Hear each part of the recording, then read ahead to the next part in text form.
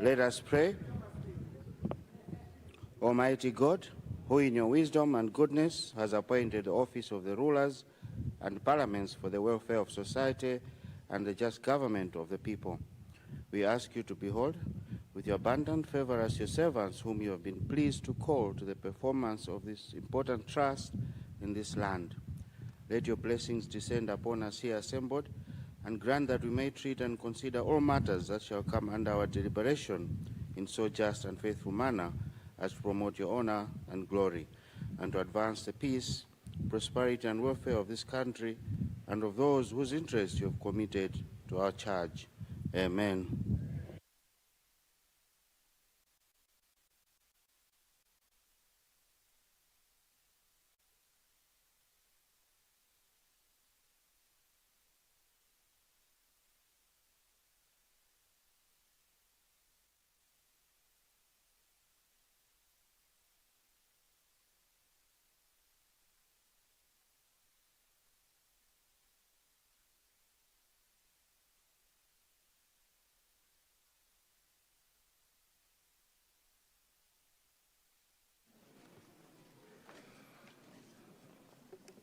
General business, communication from the chair. Thank you. Honourable members, I have no communication to make as of now. Thank you.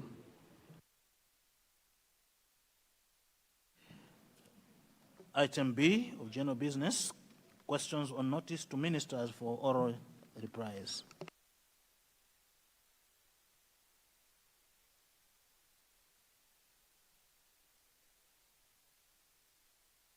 Honourable members, we now start our business with questions to ministers, starting with question 103 in today's order paper, going to the Ministerial of Transport and Public Works. The question comes from Karonga Central. Yes, I see you, my senior, Karonga Central. Thank you, Right Honourable Speaker, sir. I rise to confirm that question 103 appearing in today's order paper in my name is indeed coming from people of Karonga Central. I thank you, sir. Thank you, Karonga Central. Minister of Transport and Public Works. Good morning, Right Honourable Speaker. Mr. Speaker, sir, the Member of Parliament from Karonga Central is asking the Minister of Transport and Public Works whether the government plans to upgrade and gravel the road from Kambwe Junction to Kasoa via Rupaso and adjoining areas. Mr. Speaker, sir, my ministry acknowledges the strategic importance of the ring road from Kambwe Junction to Kasoa via Rupaso.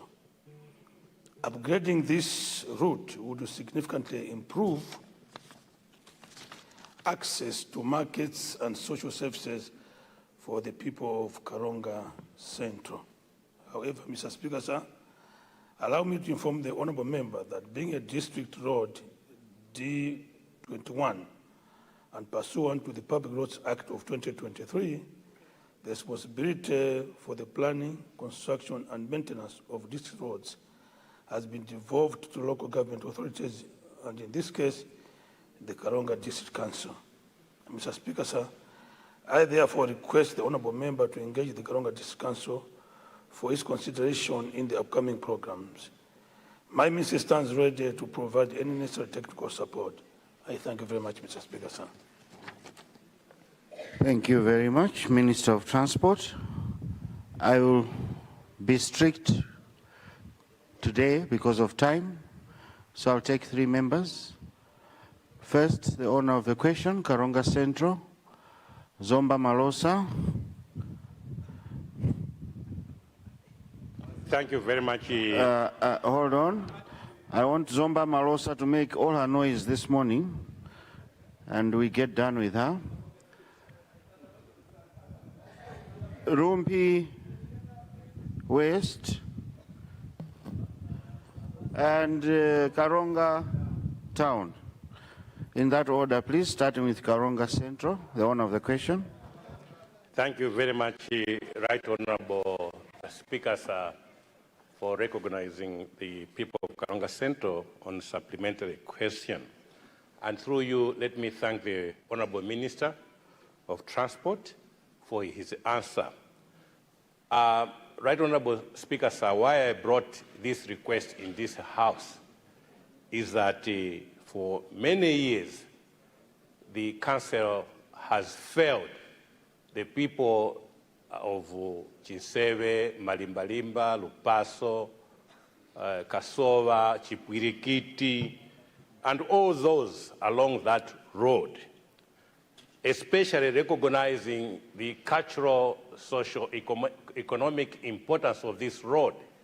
I do not think the District Council has a capacity to repair this road. I therefore insist and plead with the Honorable Minister of Transport that his ministry should undertake the responsibility to construct and maintain this road, simply because on the cultural importance, this road leads to the residences of two important people in Karonga, namely the paramount Chief Kyungu Mwakawanga the 24th, who at many times has walked on foot because his car got stuck in the mud. And then the other important person is the father or our parent, Mpeta Makasungura.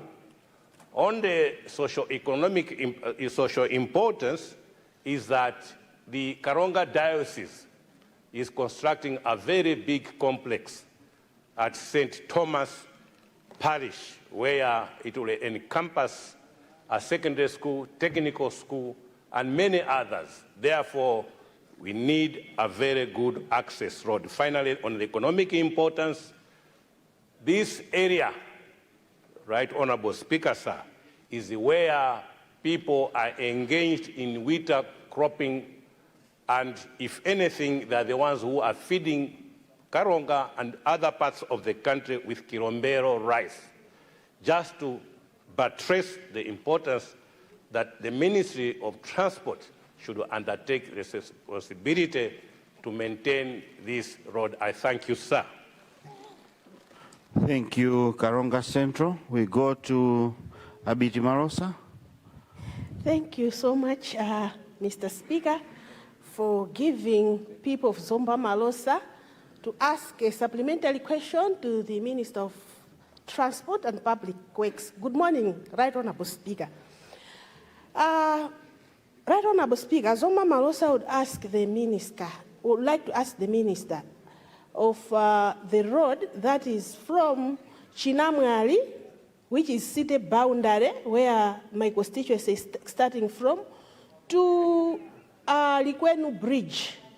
Right Honorable Speaker, the road is not in good state. There are big potholes, and people have tried to put some sand, some bricks, madukas, but it's not working. So we wanted to ask the Minister of Transport, maybe if he can just remove the tarmac, so that maybe we just use the dusty road.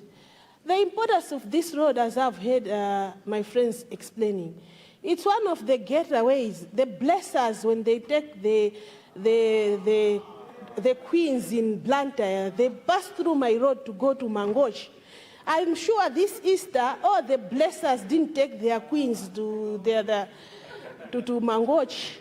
Even you, Right Honorable Speaker, if you have to go to Mangoch, you have to pass through that road.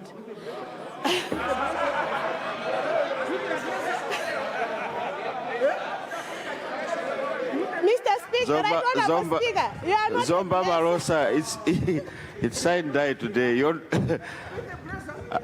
I hope you're not putting me in the group of blessers.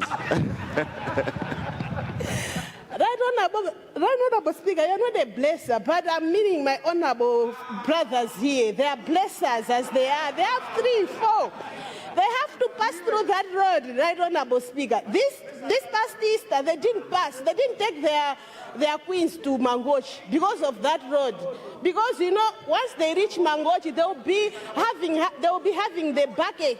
They cannot perform because of that. They will not perform because of that, those potholes. So I really want to ask the Minister of Transport to help us. That road is not in good state, right, Honorable Speaker. That road is not in good state. Thank you, right, Honorable Speaker. Thank you.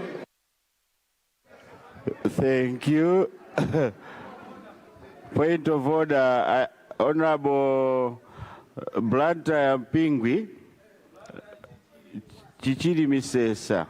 Are you also a blesser? Right, Honorable Speaker, I am injured. With the statement that my colleague here, Honorable Fozomba Malosa, has made through her question, that in this honorable house, honorable members, some of them are blessers. So I wanted to refute on behalf of my fellow honorable members that right, Honorable Speaker, that as honorable as we are, we only bless our constituencies with development. We don't bless otherwise. Therefore, right, Honorable Speaker, my colleague here is out of order. I would have asked that she should withdraw her statement, but being a signed title, I don't want to quarrel with her. Thank you, right, Honorable Speaker.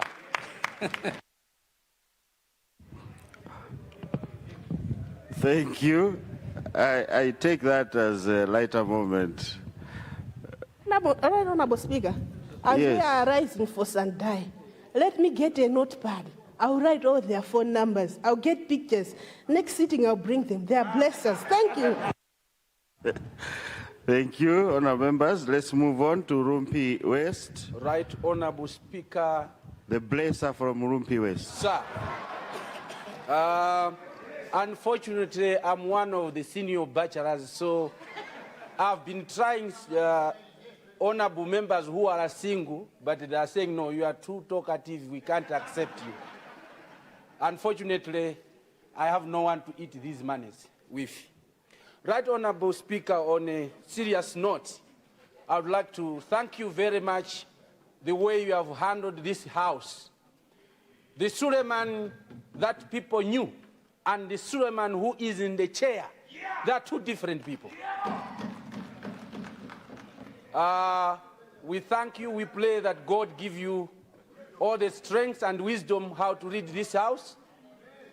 We have stayed here for so many months, but we have seen you taking care of us. We are going home unharmed. People who are married, their families are still safe. No bracer inside this house. And even your man and the secretariat, even the leadership from the government side, even from the opposition side, we thank you for taking care of us. God bless you. And additionally, God should bless the president of this country, Professor Arthur Peter Mutharika, for making sure that members of parliament at no point they are suffering as they stay at parliament. As I go into the issues that have led me to ask a supplementary question, Mr. Speaker, sir, I wanted an assurance from the Minister of Transport. We have seen a shift this year. Roads Authority, by this time, they could have already floated tenders to procure contractors who are going to grade roads that are under the Roads Authority in this country. But to date, as we are rising, we have not seen Roads Authority undertaking this responsibility of procuring contractors to grade the roads, especially those which are under Roads Authority. In mind, I have Chikwawa to Bowe Road.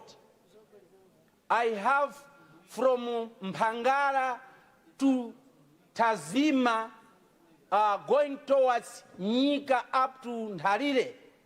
I have a road from Bembe going towards Hewe. These roads usually, they are graded yearly, as he talked last time that from 2022, we have been having problems to have grading of these roads that are impassable. I want to get from him, the Honorable Minister, Leader of the House, DPP, President of the North, not of the country, an assurance as I'm going home, because these roads made us not to get fertilizer in time that are impassable. When is the road authority going to procure contractors to grade these roads? As I'm going home, I don't have an answer, especially in this time that CDF is far from me. What am I going to explain to my constituents?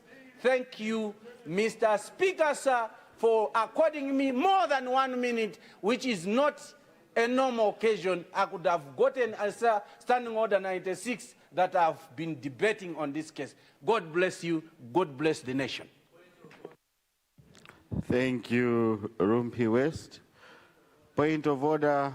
Your constituency, Honorable? Mzimba West, Mr. Speaker, sir.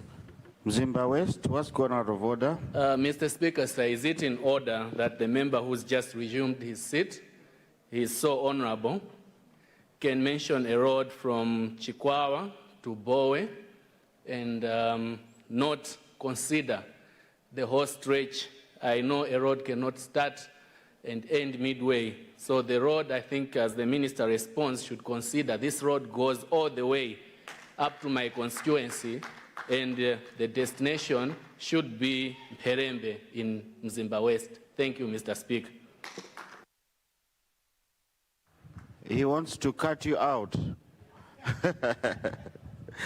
No, I've seen the minister taking note of that. Thank you. Let's go to Karonga Town. Honorable Commissioner. Thank you very much, Honorable Speaker, for recognizing the people of Karonga Town constituency. I would like to ride on the question by my honorable colleague from Karonga Central constituency. Mr. Speaker, we seem to, as a country, we seem to be struggling with regards to road rehabilitation in the district. I wanted to suggest, or maybe if the Ministry of Transport and Public Works can consider maybe bringing back, we had a program called DREAM. Could we maybe consider bringing that program back or something closer to that, so that we should be able to actually look at our roads properly in the district? Otherwise, as of now, we don't have anything. We are talking about CDF or maybe road fund administration, which is not actually accessible at the moment. Thank you very much, Honorable Speaker. Thank you, Karonga Central. But also, Leader, a question from Banana. Can the ministry look at a policy where we could have partnerships with the private sector?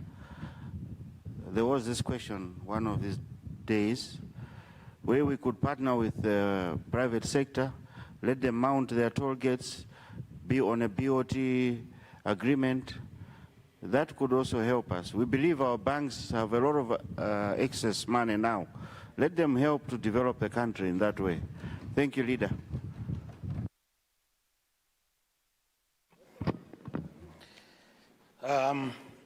Thank you very much, Right Honorable Speaker. And through you, let me thank honorable colleagues that have asked several questions in relation to road maintenance, beginning with Karonga Center.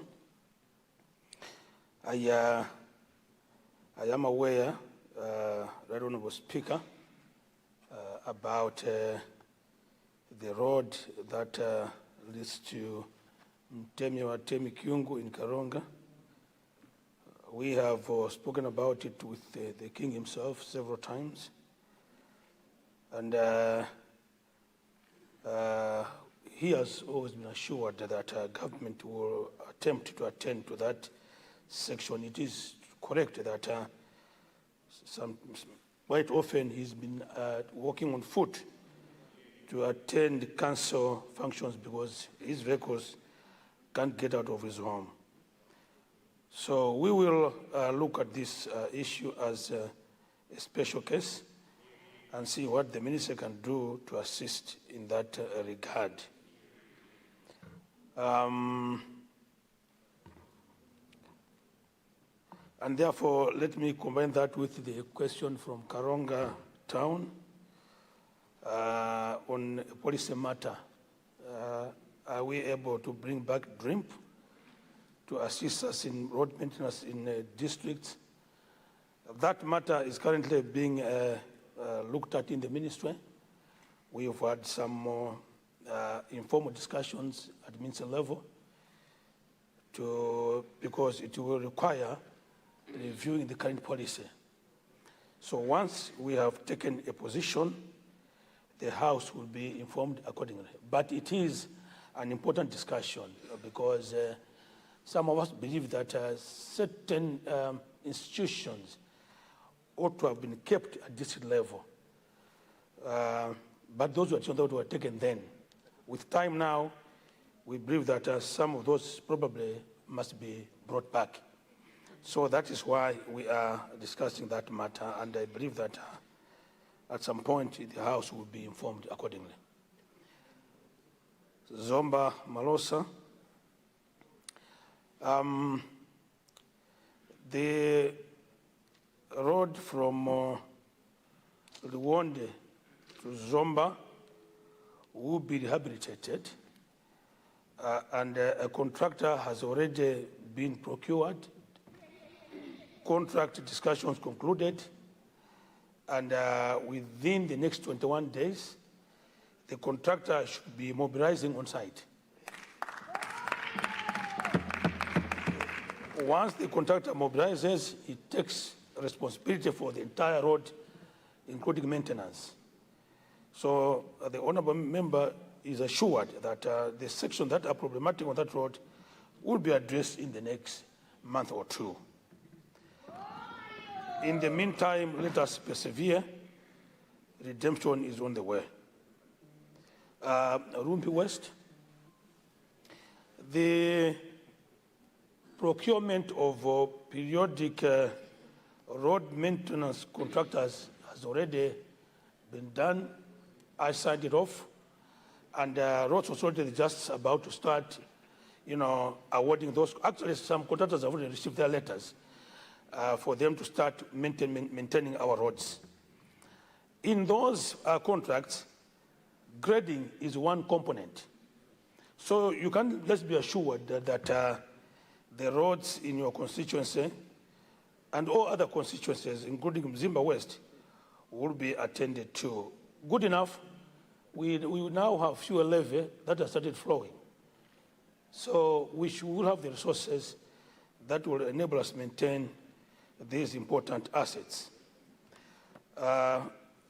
Just an observation from the Speaker in terms of government partnering with the private sector.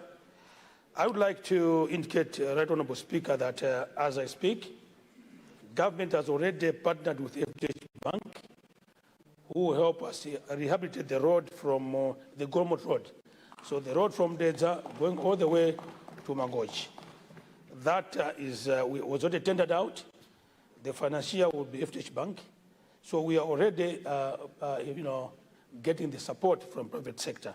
Similarly, as I also reported in this House, almost all banks, Nigo Holdings, have also come forth talking to us to also take some of these roads, build and then toll them so that they can then recoup on their investments.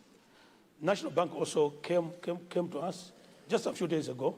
So almost all banks have approached the ministry to get into such type of arrangements. The National Bank has gone further to partner with the ministry to procure 2 vessels, new vessels that will be berthing on the lake to ease transport on the lake. So in the Ministry, we're making every effort to make sure that all modes of transport, so air, marine, rail, as well as roads, are properly attended to. I submit, Honourable Speaker. Thank you, Leader of the House. Very good response, very encouraging. Let's now move to question 137 in today's order paper, coming from Kasungu East. Kasungu East, are you in the House? Yes, I'm available, Right Honourable Speaker. Yeah, please confirm. Thank you, Mr. Speaker, sir, for recognizing the people of Kasungu East constituency.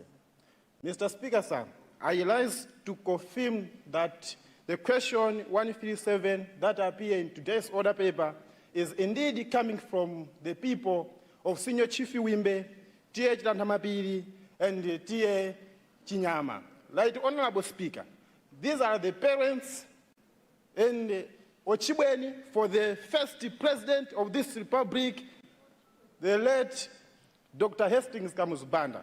I submit, Right Honourable Speaker. Thank you. Thank you, Kasungu East. Minister of Transport and Public Works. Thank you very much, Right Honourable Speaker, and through you, let me thank the Honourable Member for Kasungu East for the question. The question is to ask the Minister of Transport and Public Works whether government will consider upgrading the Mtuntama-Chamama Road to bitumen standard as the road serves key agricultural areas in Senior Chief Wimbe, T.A. Stantamapira, and T.A. Chinyama. Mr. Speaker, sir, I would like to thank the Honourable Member for the question. The Ministry is aware of the importance of this road as it serves areas that are very rich in agricultural production. Mr. Speaker, sir, let me take this opportunity to inform the Honourable Member that my Ministry has already started the process of upgrading this road to bitumen standards. The process started with conducting the feasibility study and the detailed engineering designs for this road. The detailed engineering designs for the Mtuntama-Chamama Road have already been undertaken as part of the Mtuntama-Wimbe-Kaperura Road. My Ministry is currently liaising with the Ministry of Finance to identify resources to carry out the upgrading works. While its immediate upgrading is constrained by our current resource allocation, I would like to assure the Honourable Member that this road project is a high priority within our long-term strategic plans. Government is actively exploring sustainable funding models for a number of road projects in the country, including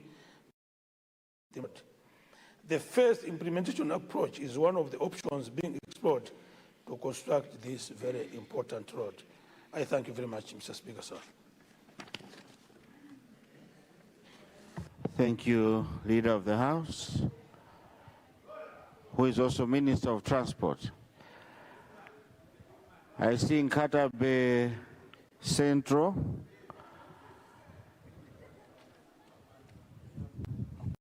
the wise people of Ncheu Central East.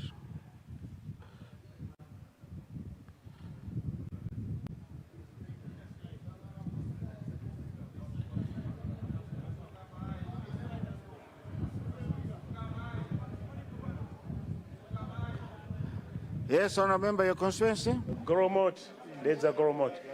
There's a Goromoti.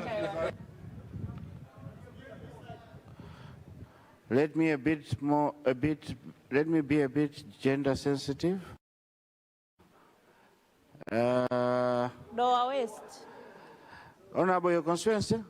You're raising your hand? There's a Taranyama constituency. No, I mean the, I mean the lady. Lower West. Chitipa North Constituency. Come again? Chitipa North Constituency. Chitipa North Constituency.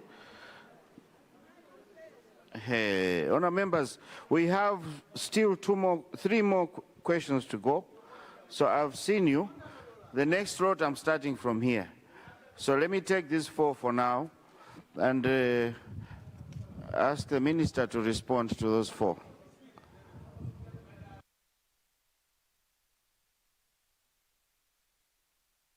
We start with Nkatabe Central. Thank you very much. Right, Honorable Speaker, sir. I want to ask the Honorable Minister of Transport, who is also the leader of the House, a policy question. Honorable Minister, sir, what's your policy in the ministry to upgrade 5 kilometers of district council center roads like Nkatabe Boma Town Center, Nkota Town Center, Rumpi Town Center, Chitipa Town Center, Mangochi Central, Muchinji, all the center town roads, 5 or 10 kilometers. What's your policy to upgrade them from dust to tarmac road? What's your policy, Honorable Minister? Nkatabe Town Center upgraded to tarmac road, 5 or 10 kilometers at the town center. Honorable Minister, sir, I beg to move.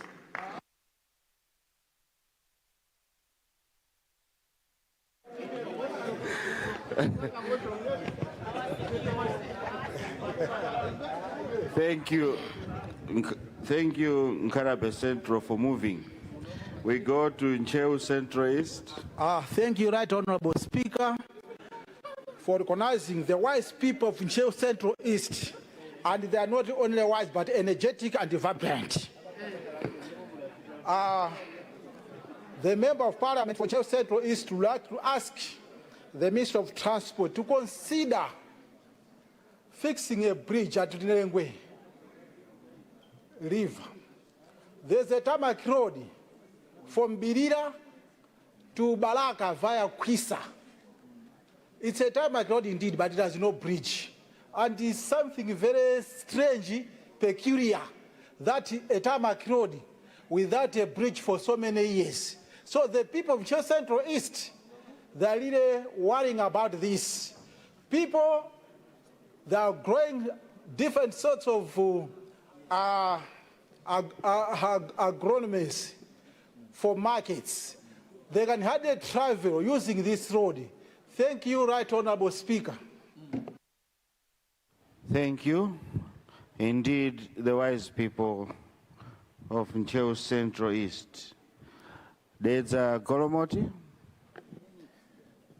Thank you, Right Honorable Speaker, for according the Goromoti an opportunity to speak. And let me take this opportunity as well to thank the leader of the House, Honorable Japi Muhango, for his time. I think you have indeed, as my colleague said, looked after the whole of us in this particular, the August House. Through you, Mr. Speaker, sir, I would like to ask the Minister responsible for transport to consider rehabilitating the road that connects Mua to Kapili. This is M10. This road is a very important road to the people of Nganja, the people of Mua, the people of Nchanja, as well as Fore and Bwanali Group Village, Bwanali. Mr. Speaker, and this is the road that connects the Bwanje irrigation scheme. It used to be a tarmac road, but it has been 15 or 20 years now. The road is in very bad shape. Let me also take this opportunity to you, through you, Mr. Speaker, to ask the Minister to consider renovating the Goromoti Masasa Road, especially at Pumula and Kwekwerere.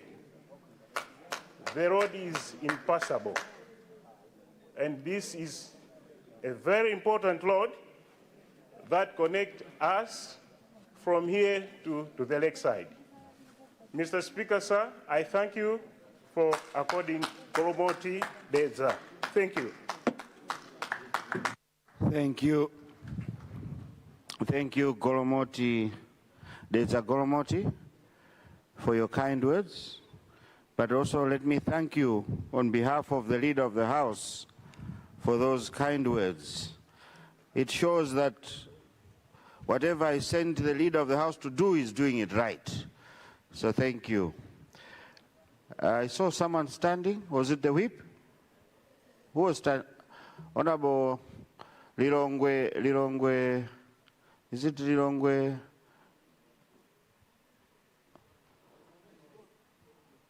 Lilongwe Misozi? Muloza.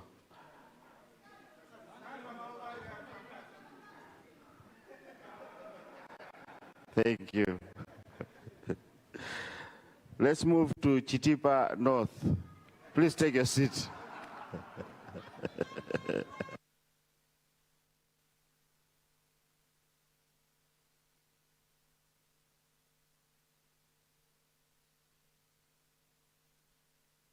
Chitipa North. Thank you very much, Honorable Mr. Speaker, sir, for recognizing the people of Chitipa North constituency, also to contribute or to ask a supplementary question to our Honorable Minister of Transport. Firstly, before I go ahead, the people of Chitipa North constituency would like to invite the Minister of Transport to join us to Chitipa so that he can come and visit and on our I would like to invite him on my ticket so that he can visit our constituency and appreciate the challenges that we're facing. Firstly, I would like to ask and request the Honorable Minister of Transport to consider us. We know we have a long-awaited Chitipa-Ilomba Road that has been said in this house for so many years. And we hope someday this road will be over, where will be redeemed. Currently, as we are waiting for the tarmac, our people are not able to pass. The road is quite impassable. We have from Chitipa, as we go to Ilomba border, Mwamkumbwa, Nkangwa, Kasowa, Njelengwa, Kapenda, Kaoma, and as we go to, from Mwale Junction, going to M1 Nkanga, people are completely sleeping on the road. It's quite hectic when we see the pregnant women failing to go to Chitipa Boma because there's no road completely cut off. So we're requesting the Honorable Minister of Transport to consider the critical areas where we can't pass, the critical bridges where we can't pass. At least learners should be able to pass to go to school, and pregnant women should be able to go to Chitipa Boma when refed. So we hope you also honor our invitation to Chitipa. Thank you very much. I submit. Minister, are you going to Chitipa? Right Honorable Speaker, on her ticket, yes. When you are invited on one's ticket, you always would like to ensure that you do go and visit. But that is on a lighter moment. It would appear several members will accompany me on this visit. So the member should be prepared to spend more to accommodate all these members who would like to join me on that tour of duty. Mr. Speaker, sir, let me begin with Nkatabe Central. Nkatabe Central would want to be informed that there is a policy shift to the extent that roads that are within the jurisdiction of these councils are now the responsibility of the council. I hope my dear colleague, the Minister of Local Government, will want to supplement on this. So in terms of the policy, these matters must be dealt with at council level. And Shell East, just to assure him that the bridge in question will be constructed. There's Goromoti. The first part of the question would require that the member do submit a substantive question so that we are able to do some inquiries before I can provide a more robust response.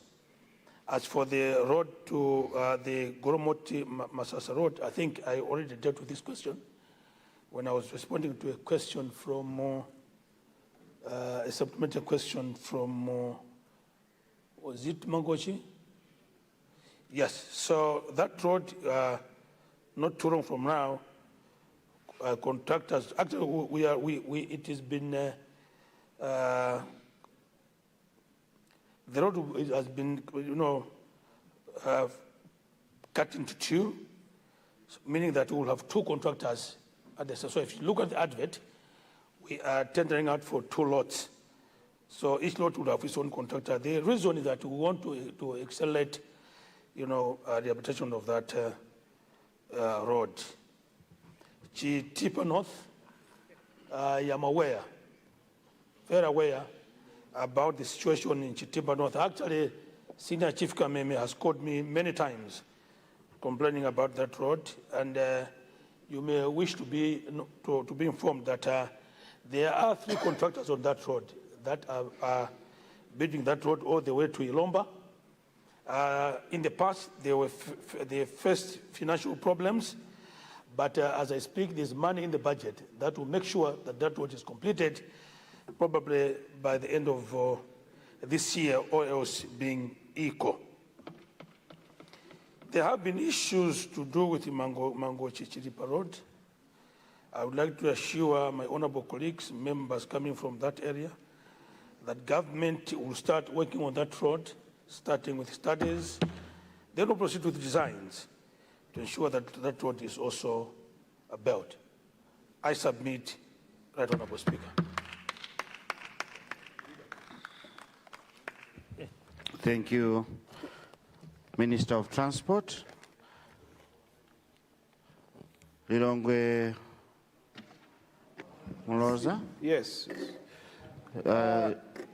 You're standing to contribute, or is it a point of order? It's a question. Question, supplementary. Okay, Lilongwe Moloza. Yes. Mwanza West. Yes, Honorable, in front. No. Your constituency? Lilongwe Mpande. Yes, my dear sister. Your constituency? Kasungu Southwest. Kasungu Southwest. Yes.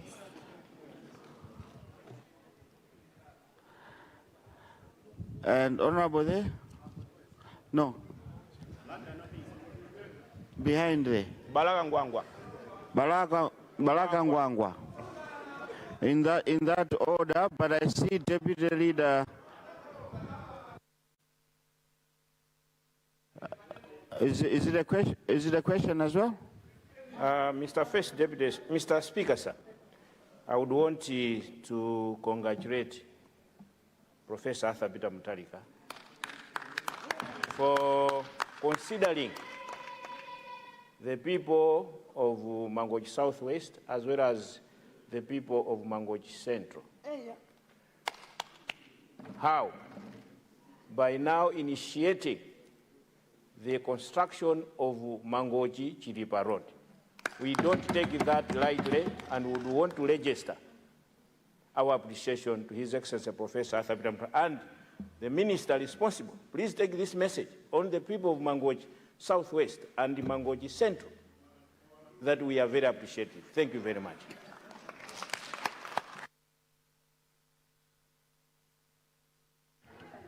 Indeed, Deputy Leader, that road is very bad, and we thank the President for his consideration. Honourable members, let's start with Lilongwe Mloza. Thank you so much, Mr. Speaker, for recognizing the people of Area 23, Kaliega, Golgota, Benito, and Area 22, to ask a supplementary question to the Honourable Minister of Transport and Public Infrastructure. Mr. Speaker, the Honourable Leader of the House is also a son of Area 23. He has connection. We cannot talk about Area 23 without talking about the Leader of the House. He's part of us. So I would like to ask the Honourable Minister of Transport and Public Infrastructure, the road from Chibasula to Area 23, which has been under construction, right now stopped for whatever reasons, but people are lamenting, still asking questions. What is the progress of this project? Because when you look at Area 23, these are the people that have contributed a lot in the socio-economic development of this country. So I wanted to find out if you still have plans to continue that road. If you have, the people of this constituency will be delighted. I submit, Mr. Speaker. Thank you. Thank you so much, Lilongwe Mloza. Did you also include the Blantyre Ring Road? Yes, I did, Mr. Speaker. Oh, thank you so much. Thank you. Let's now move to Mwanza West. Point of order, Choro Tegerani. Choro Tegerani. Thank you so much, Right Honourable Speaker, for granting Choro Tegerani to have this point of order. Right Honourable Speaker, is it in order that my brother, who has just resumed his seat, the Lilongwe Mloza, can talk, and he ended his submission without thanking the government? That it was yesterday he raised a serious issue, and the one suspected for that has already been apprehended, is in the custody.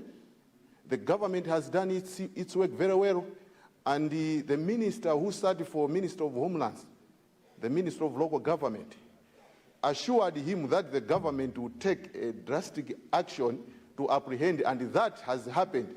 Is it in order that the Honourable cannot thank as he was delivering his submission? Thank you so much. Thank you, Choro Tegerani. Indeed, I don't think it's in order, but let me hear from him. Thank you, Mr. Speaker, and my brother from Choro. I must say that I'm one delighted man today. And if you ask me, I was communicating to Honourable Minister of Local Government, who was responding to the question yesterday about this good news. And we are talking, and we had agreed that I'll have to rise today before we sign die to appreciate the government initiative. This issue was raised in this House yesterday. As we are talking today, the guy has been apprehended. So that I was going to come, my brother. I'm a happy man. This is a way to go. Thank you so much. Thank you. Thank you very much. Mwanza West. Thank you so much, Mr. Speaker, for granting the people of Mwanza West to ask a question to the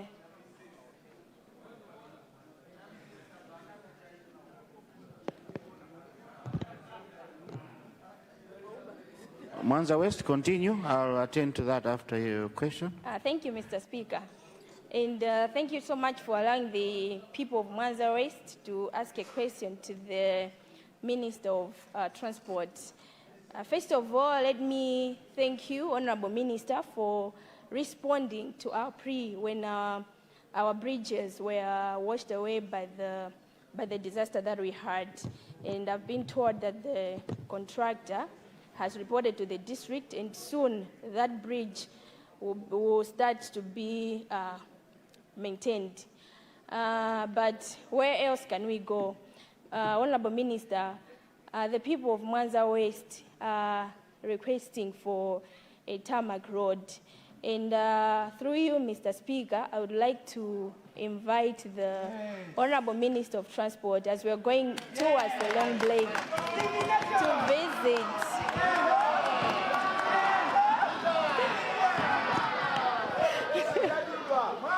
I'm inviting him to a tour for Mwanza Tambani Road. Honorable Minister, if you see it for yourself, you will cry for your people. The condition is really bad. And I'm sure once you see things for yourself, you will do something about it. Please, Honorable Minister, help us. Thank you.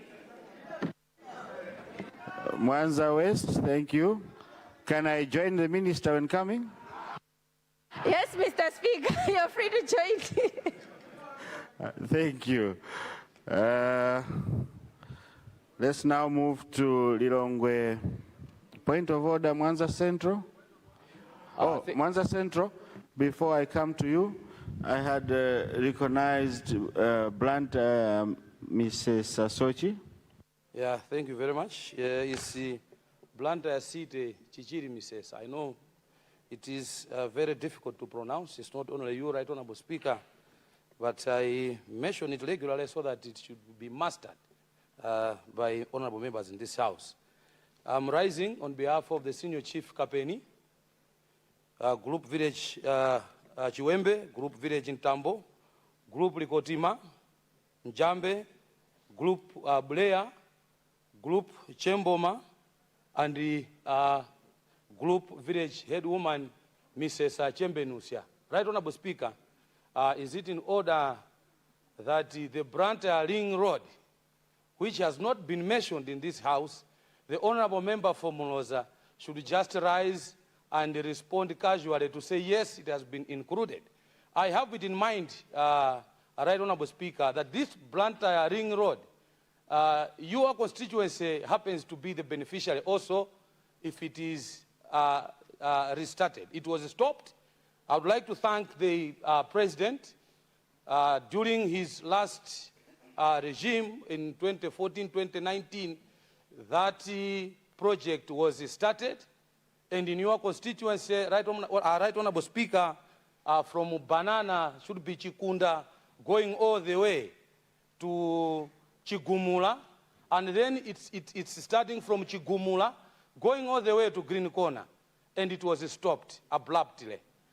During the previous government, it was stopped completely, and I would like to know at this time around, because we are now back in government as a DPP, a party that listens, a party that doesn't just speak, a party that just doesn't dream, but it is actually the party that works on the ground, that the people and the Senior Chief Kapeni and all the subjects are listening as we speak.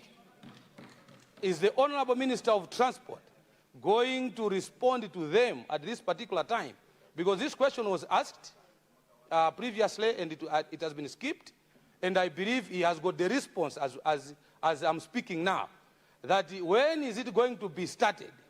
And if it's not going to be started, he should tell us also that what are the steps that we are supposed to take in order to kickstart the Luntha Ring Road. It's a very important road. It covers your constituency, Right Honorable Speaker, my constituency, Luntha City, Jijiri. It goes all the way to Luntha District. It's almost 4 districts, Right Honorable Speaker. I thank you. Thank you. Thank you, Luntha City, Msesa. Greet the chiefs for me. Tell them I miss them. It is my old constituency, and I'm sure you're taking care of them. Thank you so much. I had recognized Mwanza Central. Point of order, then Lilongwe Moloza, I'll come to you after Mwanza Central. Thank you very much, Right Honorable Speaker. Is it in order for my honorable sister from Mwanza Central to Mwanza West to say that the Honorable Minister will faint when he visits Tambani, when in true sense he will black out. I'm saying this, Right Honorable Speaker, because the road to Tambani, if we say it's in bad shape, it's an understatement. The road is completely finished. The road going to Neno, Mwanza Neno Tsangano Road. Mr. Speaker, saying the road is bad is an understatement. The road going to Kunene Kude from Mwanza Boma, to say in this house that the road is in bad condition is an understatement. This just tells you how bad roads in Nenu and Mwanza are. So the Honorable Minister, when you go to Tambani, you will not only faint, but you will completely black out. Thank you, Right Honorable Speaker. Honorable members, thank you so much. Yes, Lilonge Mos. Mr. Speaker, I'm just standing on a point of order. The member from Luntha, Site Misesa, refers us as Muloza. Muloza is in Mulanje. This one is Muloza. You miss one letter, you miss everything. Please, my brother. Okay. Honourable members, let's move. I think these point of orders are delaying the process here. We are now going to Lilongwe Mpande. I'll come to you, Honourable. Yes, Lilongwe Mpande, you have the floor. Thank you, Mr. Speaker, sir. Before I start speaking, may I seek your authority that I can use Lilongwe Kampuno's place to speak because my mic doesn't work? Yeah, sure, go ahead, proceed. Mr. Speaker, sir, first I would like to thank the Minister of Transport, how he's responding to our questions, and that prompted me to pose the questions to him as well. Mr. Speaker, sir, through you, I would like to ask the Minister of Transport and Public Works to consider upgrading the road from area 49 boundary, road block, which passes through the Honorable Minister of Natural Resources Constituency, passes through my constituency up to the Michenga constituency, that is up to 4 ways. The road to Kasia, which was constructed under Professor Peter Mutharika's first term. This road, it won't be only beneficial to people in my constituency, but it's going to act as a breather to road from Kaunda roundabout up to area 25. And I would also like to extend my questions to, like every member of this House is looking for better roads in their constituencies. During the SONA, His Excellency, Professor Peter Mutharika, he said that the United States of America has given us a grant of $744 million to help Malawi government in the health sector. But if you can recall, Millennium Challenge, before it was phased out or before it was stopped, there were some roads in Malawi which they were identified to upgrade them. So my question is, the Minister of Transport, can't you liaise with Minister of Finance that maybe part of this money we can channel to roads components, because we cannot have better health facilities without roads. Then people, how do they travel to those health centers? That's my question, Honourable Minister. Thank you.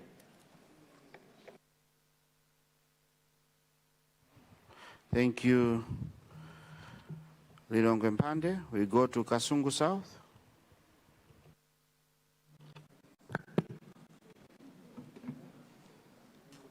Good morning, Honorable Speaker. Good morning. Thank you so much, Honorable Speaker, for recognizing people from Kasungu Southwest to ask a question to Honorable Minister of Transport. Right Honorable Speaker, through you, let me ask the Honorable Minister of Transport and Public Works whether the government is considering constructing Linga, Kamboni, Tundwala Road up to Nkanda and Chinji. Because people of Kasungu Southwest told that the road was on the list of benefits from American aid, which we all know that the aid was cancelled.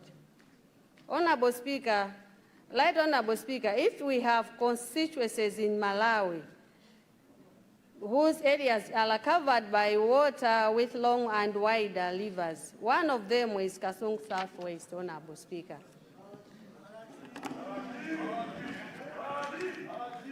So I would like to ask Honorable Minister of Transport to visit to Kasungu Southwest, if it is possible to visit to my area. Thank you so much, Honorable Minister of Transport. Thank you, Kasungu South.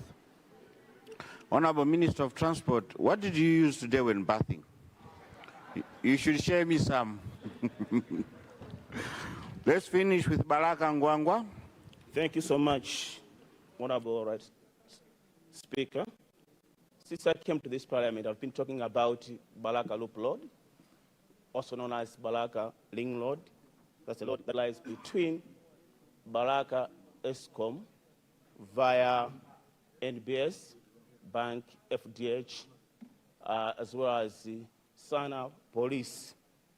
Mr. Speaker, this road is just 1.8 kilometers. About 1 kilometer was already rehabilitated, although it has no drainage, but 800 meters, nothing up to now for almost 3 years. So I wanted to find out from the minister, when should we, people of Baraka Town, expect the completion works to begin? Thank you, Right Honorable Speaker. Thank you, Baraka Ngwangwa. Yes, Honorable, you've been standing. Is it a point of order? Mr. Speaker. Your constituency? I'm from Salima North. Salima North, yes. Yes, Mr. Speaker. I would think it's not in order that we should cross Sunday or wind out or adjourn Sunday without me and representing the people of Salima North to thank the leader of the House for the good work she's doing.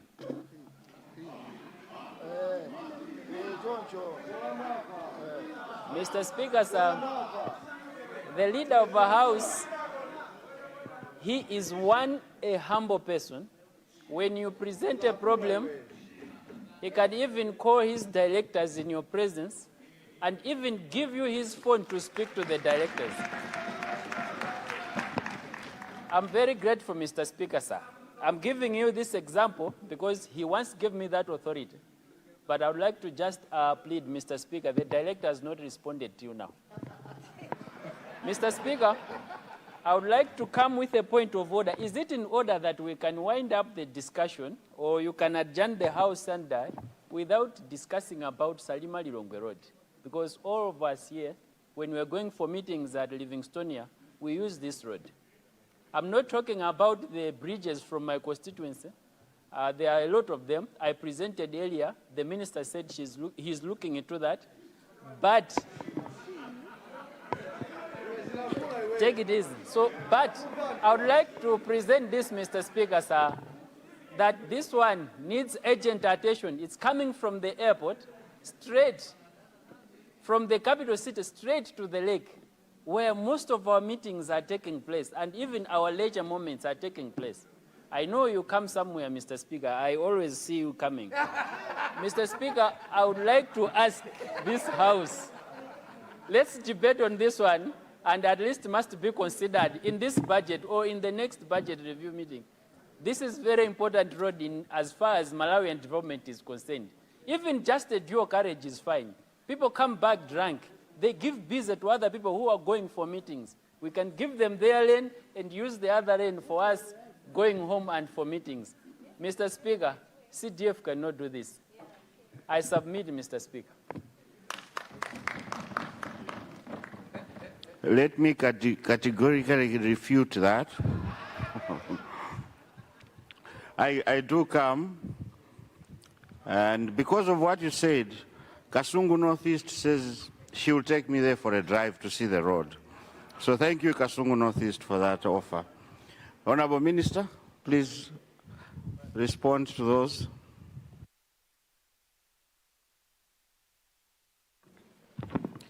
Right Honorable Speaker, a mouthful of questions coming from nowhere.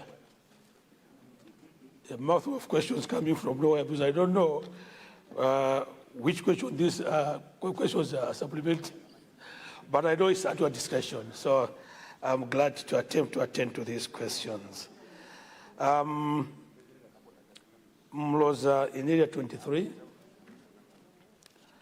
just to declare my interest, I also grew up in area 23. I grew up there, I lived in area 23 for 18 years. Actually, for his own information, when we were moving to area 23, we were the first as a family, many years ago. So I know area 23 inside out. Actually, if I wanted to contest, I was going to contest in his constituency.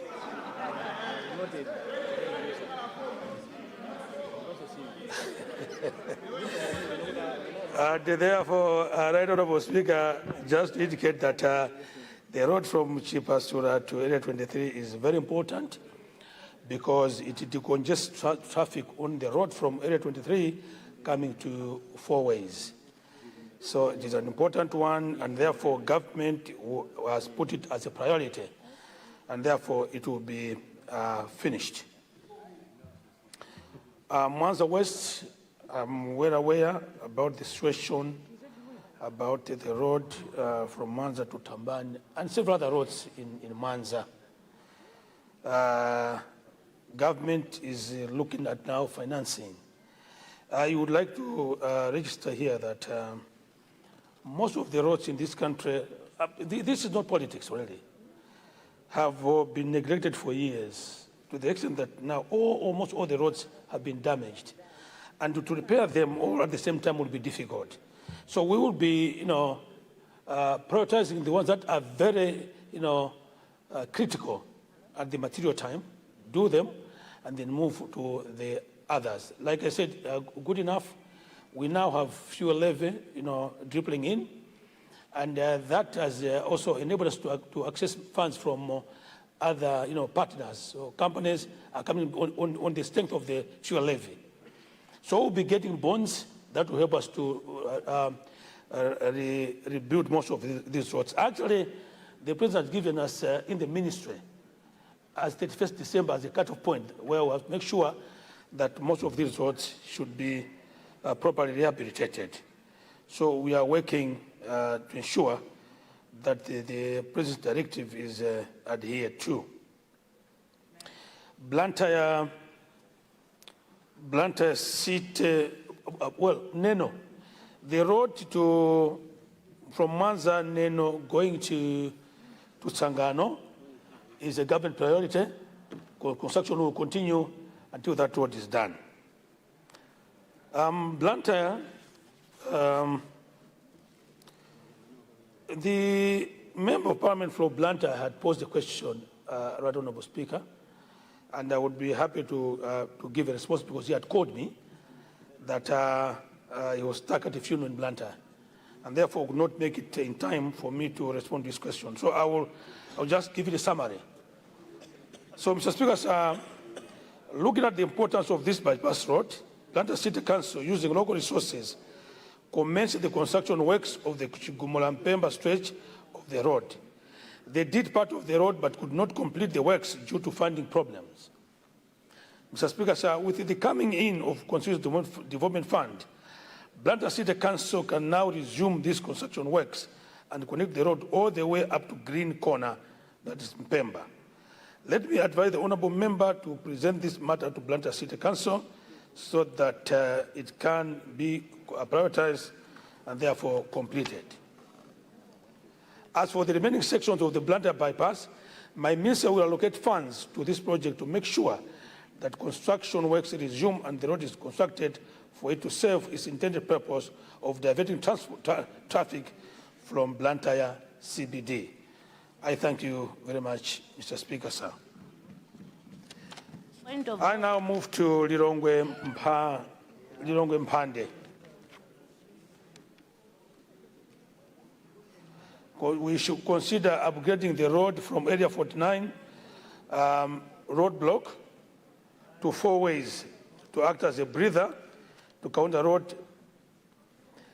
Honourable Speaker, the honourable member has spoken to me about this road for quite a while, and I would like to indicate that engineers will be dispatched to have a look at this section and see what could be done, funds permitting.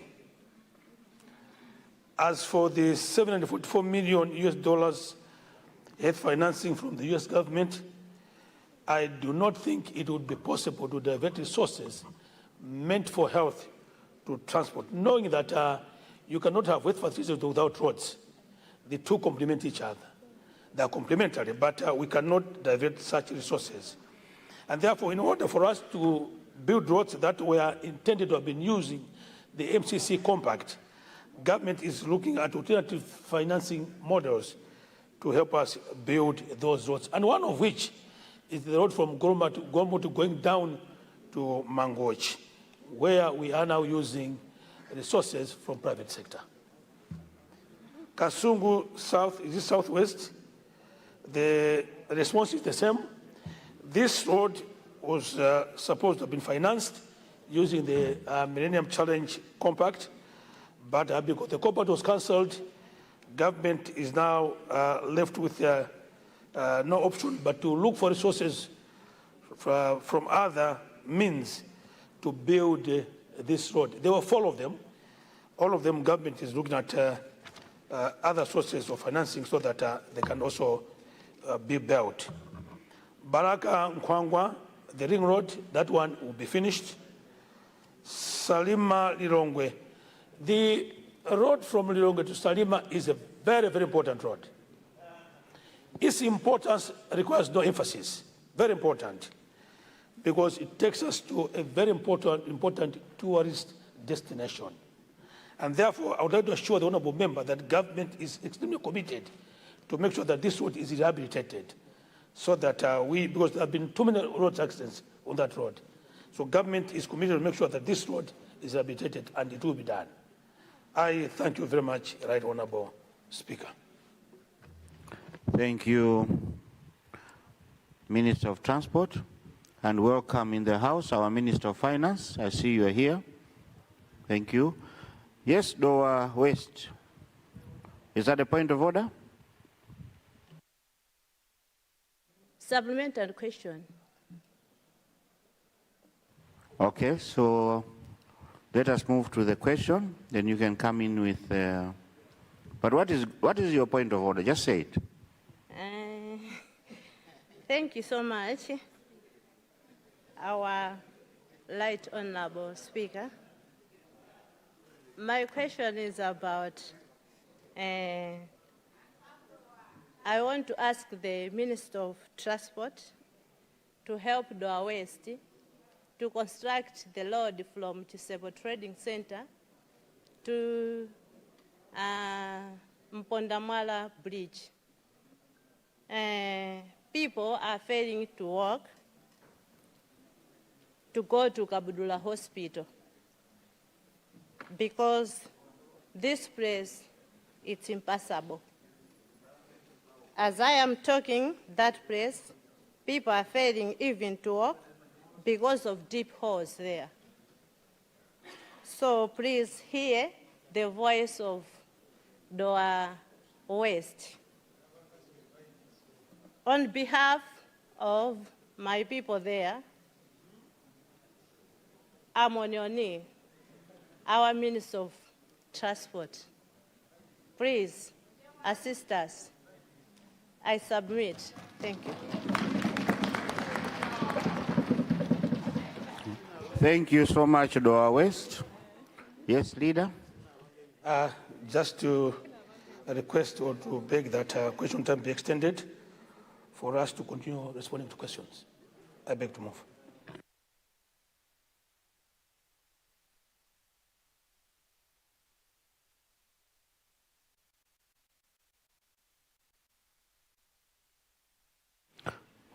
Honourable members, we have a motion to extend question time in order to exhaust questions under the Ministry of Transport and Public Works.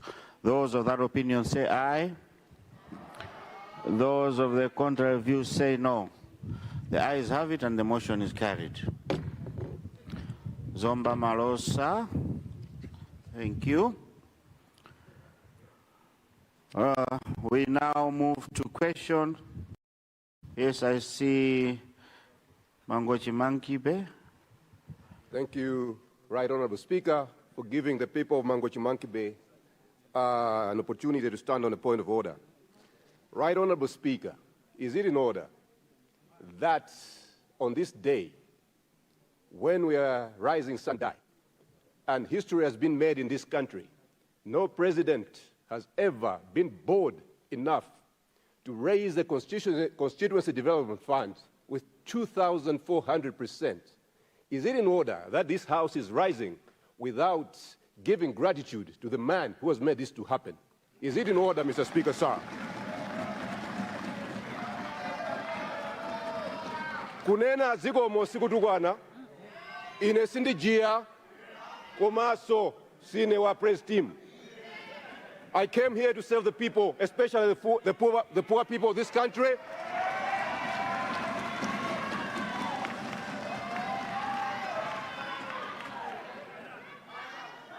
It will be remembered in this country that history has been made. It was this president and this parliament and this speaker who has made this possible. I stand here and I invite every member of parliament to stand up and give gratitude to the president.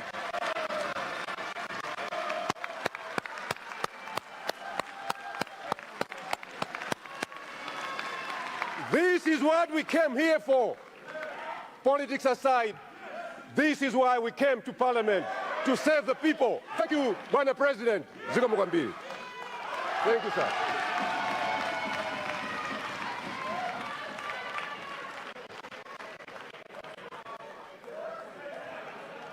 You see, Mangochi Mankibe,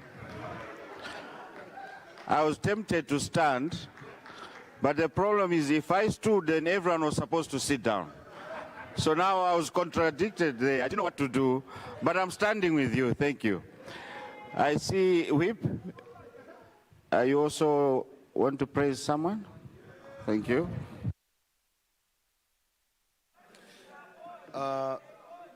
Mr. Speaker, sir,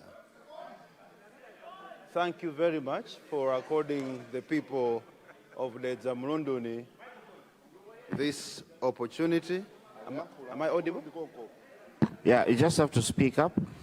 Thank you very much, Mr. Speaker, for this opportunity given to the people of the Zamrunduni to say something as we rise.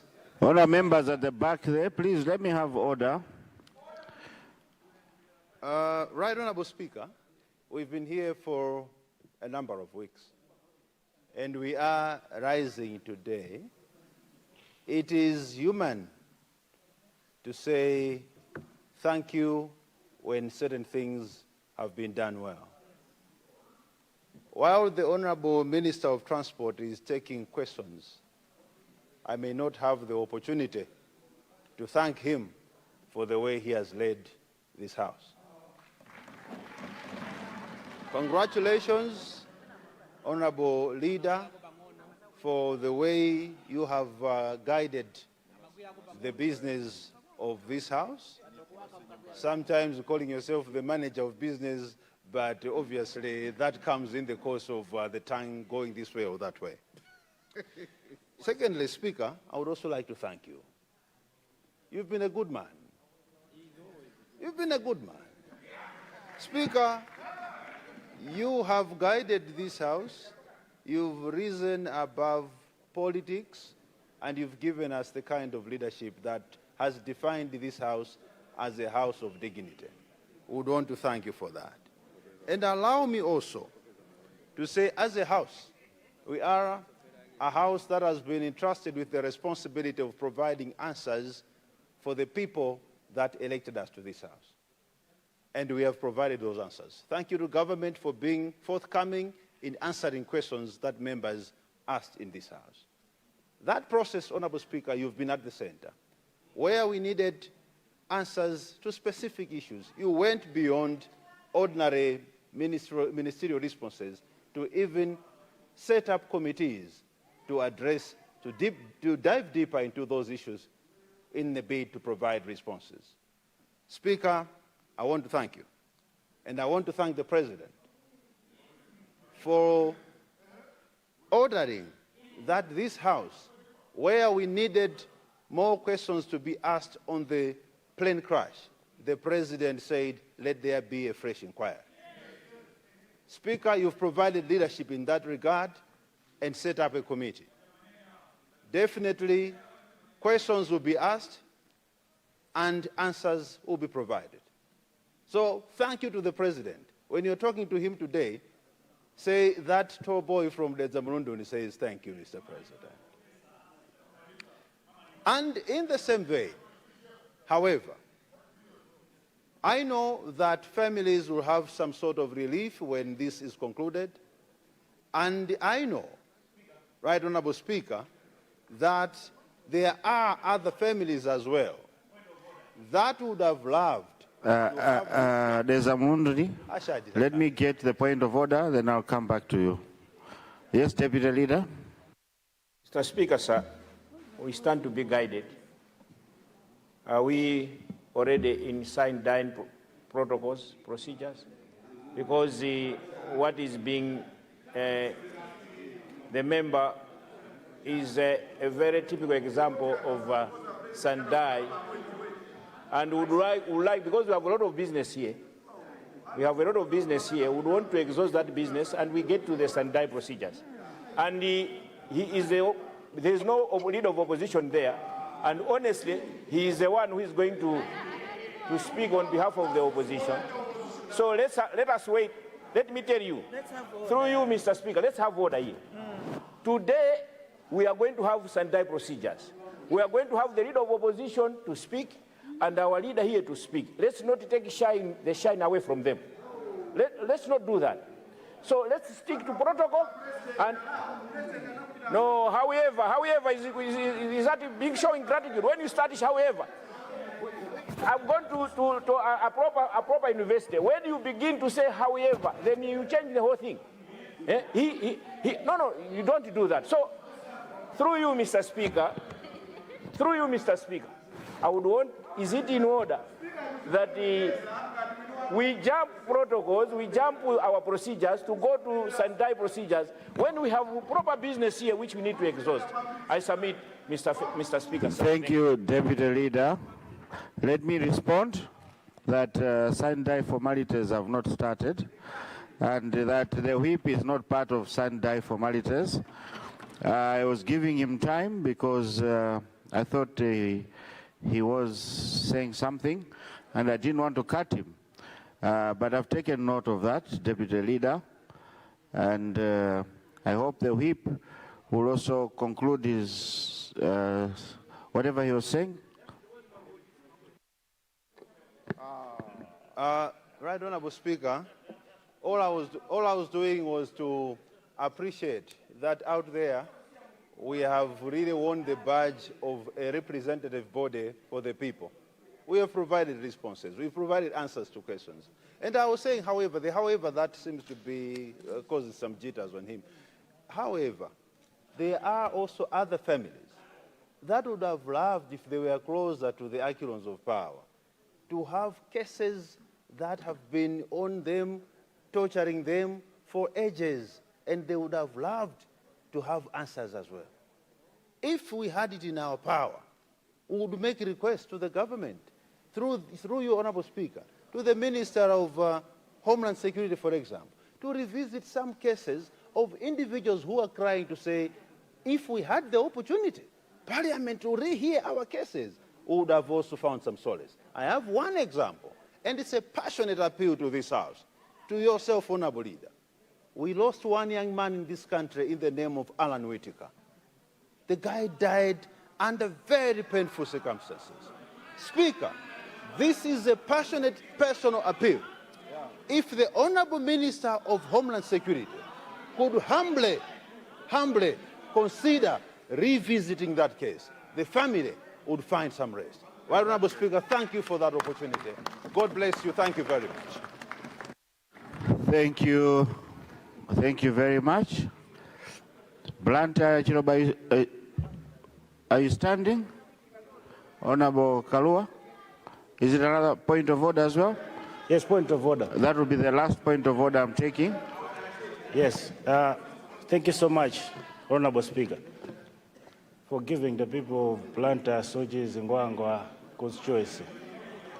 Is it in order, Mr. Speaker, for the issue of the late Alan Whitaker to be brought in this House in a political manner, in a casual manner, by someone who is also mentioned in the same case? There are rumors out there that connect the Honorable Minister, Honorable MP from London. There are rumors out there.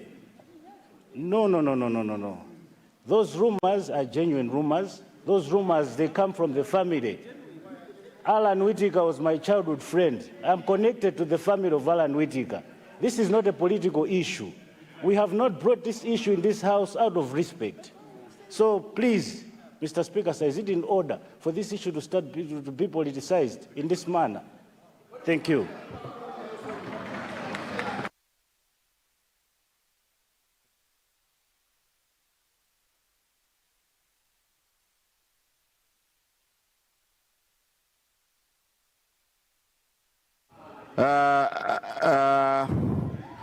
Let's proceed. Let's proceed. Huh? Honourable members, we now move to question 138. I reserve my rulings on that. I don't want to start an issue. Those that are supposed to take note, they have taken note. We are all senior people here. Those that have learned something there, they have learned something. Let's not start a story where there's no story. Let's move to, I see Minister, okay, there's Minister of Justice and Minister of Homeland.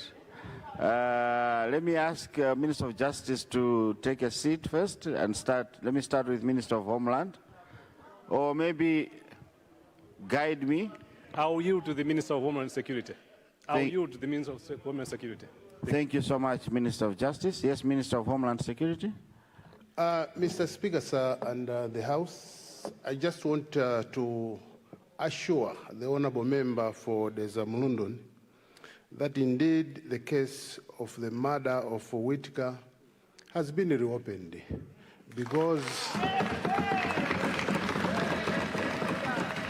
because we feel that the investigations were tampered. I think there was political manipulation on it. And we have reopened the investigations. And let me assure this House that a due process will be done and justice will be served. Thank you, Chair.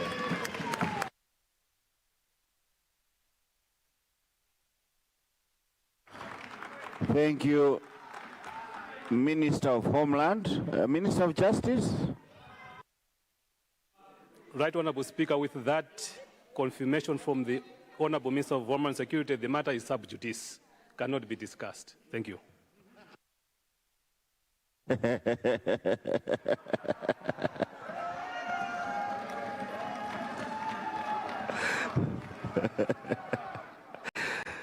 Minister of Justice, thank you for your guidance.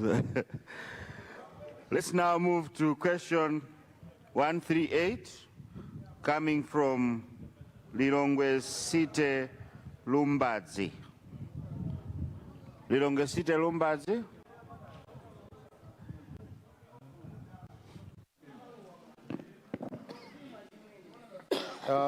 Right Honorable Speaker, sir, before I confirm the question, allow me to join Mangochi Mankibe in thanking the President, His Excellency Professor Peter Mutharika, for indeed increasing the CDF.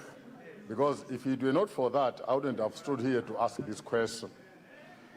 Number two, allow me, Mr. Speaker, sir, as well, to already in advance thank the Minister of Transport. I hope he's getting what I'm saying,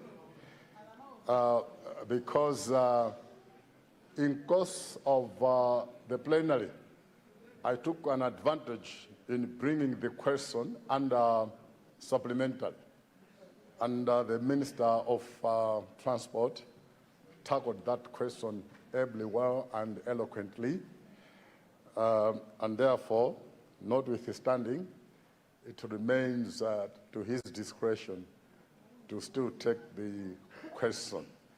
And I would like to confirm, Right Honourable Speaker, that the question is indeed coming from the people of Lilongwe Lumbadzi constituency under the chieftainship of Senior Chief Shitukula, Sub-T.A. Matanda, Sub-T.A.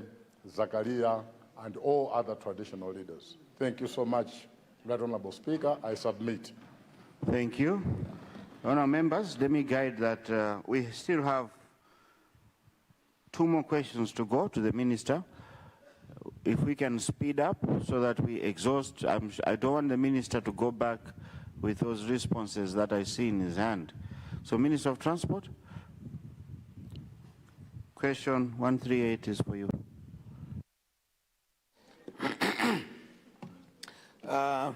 Right Honourable Speaker, I thought I was going to ride on the response that I already provided on the same question to the Honourable Member. It may probably not be ideal that I repeat the same. I thought my Honourable colleague was going to withdraw the question because I already dealt with it, and I assured him that that section would be addressed, and that's what is in here. I thank you. Thank you, Minister of Transport. In that case, then I'm not taking supplementary for that one. Let's move to question 139, coming from Chitipa Central. Chitipa Central. Thank you. Thank you, Right Honourable Speaker, for recognizing the great people of Chitipa Central to rise and confirm that the question 139 appearing on the order paper under my name comes from Chitipa Central constituency. Thank you, Honourable Speaker. Thank you, Chitipa Central. Minister of Transport. Thank you very much, Right Honourable Speaker, and through you, let me thank the Honourable Member for Chitipa Central for his question. The question is asking the Minister of Transport and Public Works whether it can deploy officials from the Roads Authority and the Directorate of Roads, Traffic and Safety Services to Chitipa District Council to facilitate motorcycle registration and the issuance of motorcycle driving licenses to residents. Mr. Speaker, sir, through you, I would like to thank the Honourable Member for the question. Mr. Speaker, sir, one of the key reform areas being implemented by my ministry through the Directorate of Road Traffic and Safety Services is to bring road traffic services closer to the people by decentralizing service delivery across the country.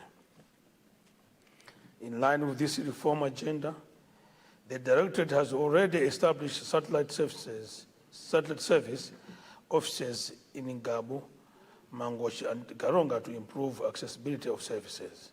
In addition, The Directorate has plans to establish more satellite service centers in Kasungu, Mzimba, Salima, and Mulanje in order to further expand access to road traffic services and reduce the distance that citizens travel to access services, such as vehicle registration, motorcycle registration, driver testing, and issuance of driving licenses. Mr. Speaker, sir, currently, motorcycle registration and the issuance of driving licenses are conducted through the designated DRTSS service centers across the country. However, the Directorate has also been implementing mobile service outreach programs where officers are periodically deployed to districts that do not yet have permanent DRTSS offices.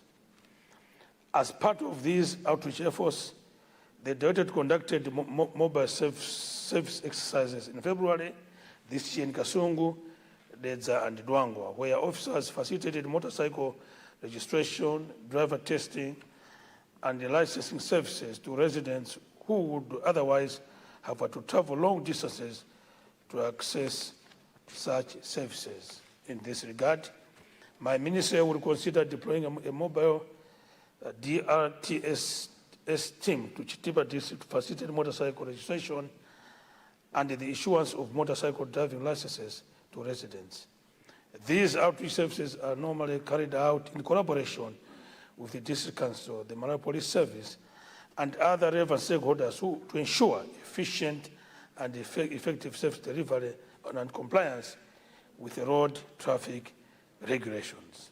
Mr. Speaker, sir, as regards to the actual dates, I wish to assure the honourable member that the department will deploy officers to Chitipa within the month of April 2026 to carry out these mobile road traffic services.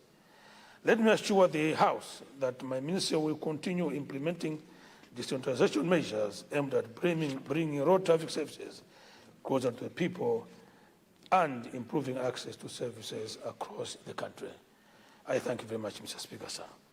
Thank you very much, Minister. But to also add, Right Honourable Speaker, that there are people that at times you also thank in a special way for being gentle. And that honourable man over there is one such. The one that withdrew his question because we had already spoken. Initially, I thought he was a very violent person, but over time, I've discovered that he's a very humble man. I would like to thank him too, alongside many others in this House. Thank you very much. Thank you, Leader and Minister of Transport.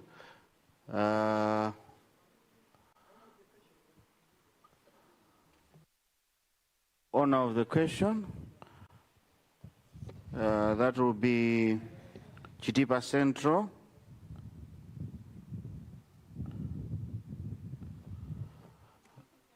Nchinji Central East, Nchisi Central East,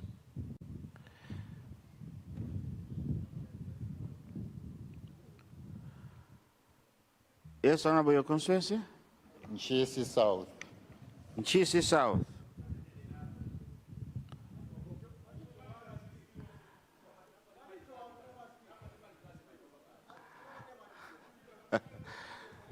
Yes, Honorable, your constituency, is it? Chikwawa East. There's Chikwawa South and Nkota-Kota Liwaradzi, right? Yes. Chikwawa East. In that order, please.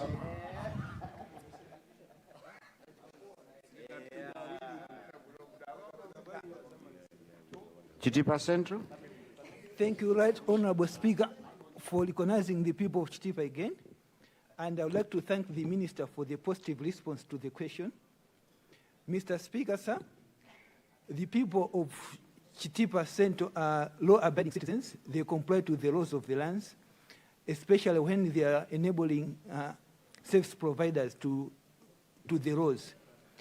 Mr. Speaker, I would like the Minister to consider liaising with his colleague, the Minister of Homeland Security, to consider temporarily suspending the enforcement of of punishing the motorcycle users, because as the situation as of now, it's more than compliance or law enforcement. It's more of fundraising activities for marketplace services in Chitipa. So I request if they can consider temporary suspending until when the service provider will be available, because they want to comply, but the service provider is not there. Thank you, Honorable Speaker, sir. Thank you, Chitipa Central. We go to Nchisi Central East. Thank you so much, Right Honorable Speaker, for recognizing Nchisi Central East to ask a supplementary question. But Nchisi Central East, hold on. Honorable, are you going out? Have a safe walk as you go. You may proceed. You may proceed, Honorable.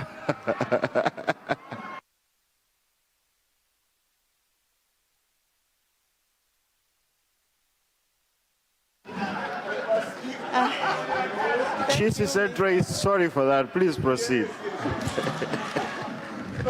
thank you so much, Right Honorable Speaker, for recognizing Nchisi Central East to ask a supplementary question. Right Honorable Speaker, before my supplementary question, let me thank the government for the allocation of some money to Nchisi Marumo Road, amounted to 4 billion. However, this money is not enough. I hope, and it's my request, that come mid-year budget, you should add some money that the road can be completed in next year, 2027, as planned. Come to my supplementary question, Right Honorable Speaker. I want to ask Honorable Minister, when you are planning to upgrade some roads crossing the country, can you consider Nchisi Ndondong Kotakota Road? This road is very important because Nchisi is one of the districts that it's a food basket, and we can contribute a lot to the economy of Malawi. On top of that, Right Honorable Speaker, this road also can be the shortest way going to Kotakota. Our tourists, they're using Kotakota, Salima Kotakota Road or Kasungu. But if this road you can be upgraded from Earthward to the tarmac, it can be the shortest way going to Kotakota and up to the northern region. So it's my request. Thank you, Right Honorable Speaker. I submit. Thank you, Nchisi Central East. Let's move to Nchisi South. Thank you, Mr. Speaker, sir, for recognizing the people of Nchisi South on the supplementary question.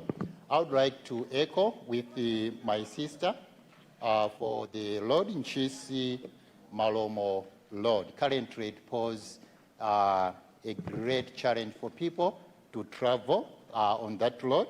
And maybe a suggestion too, in Nchisi we have 5 constituencies. We would suggest that maybe each constituency we can contribute 1 billion to add to the 4 billion that the government is giving us to make it 9 billion so that we can finish the road.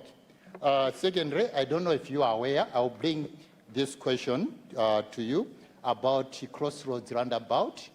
The left turn, I think that turn, it really poses a risk to most motorists. It needs to be revised. If you can visit, and you will see. The third question, and it's also a proposal, can the ministry provide the graders through PVHO to each district? As a country, we are complaining about the roads, and it's a big challenge. Most of us, we are focusing on the city roads and the other district roads, but most of the 8 roads, most of the people are failing to transport their produces. Could the government provide graders through PVHO so that most of the roads can be paved. My last question is on the policy, which through the Minister of Finance stated during the budget presentation. The ministry stated that from April, most motorists who have offenses will be paying our offenses through electronic transfers, either through Airtel Money or bank transfer. So we would like to find out from the ministry when would that be implemented? And secondly, how is the ministry going to reinforce payments and to avoid that there isn't corruption in that? Because if I can't pay through Airtel Money or bank transfer, we also create an issue whereby the police officers can easily being put in a position of bribing, making the government lose a lot of funds. So we would like to hear from the ministry on that policy question. Thank you so much. Thank you, GC South. We go to Chikwawa East. Thank you so much, Right Honorable Speaker, for allowing the people of Chikwawa East to ask a supplementary question. The people of Senior Chief Makwira, T.H. Mutula. Mr. Speaker, sir, I would like to ask the Minister to consider repairing some sections of the East Bank Road from Tabwa to Makanga. We are aware that the road is slated for upgrading and it is in the budget, but pending the commencement of the main works, I would like to ask the Minister to repair some parts of the road because it's heavily damaged. And I suggest that if we can put temporary culverts in some of the streams, such as Nkudzi, Kasokeza, Mavu, Mulunga, Tengamanga, Milole, and also Mfera, to make it passable, because we are having challenges to transport goods, but also when the clinics such as Makwira Health Center and Maperera, when they refer patients to Chikwawa District Hospital, we are having challenges. I submit, Mr. Speaker, sir. Thank you, Chikwawa East. We go to Kotagota Liwalazi.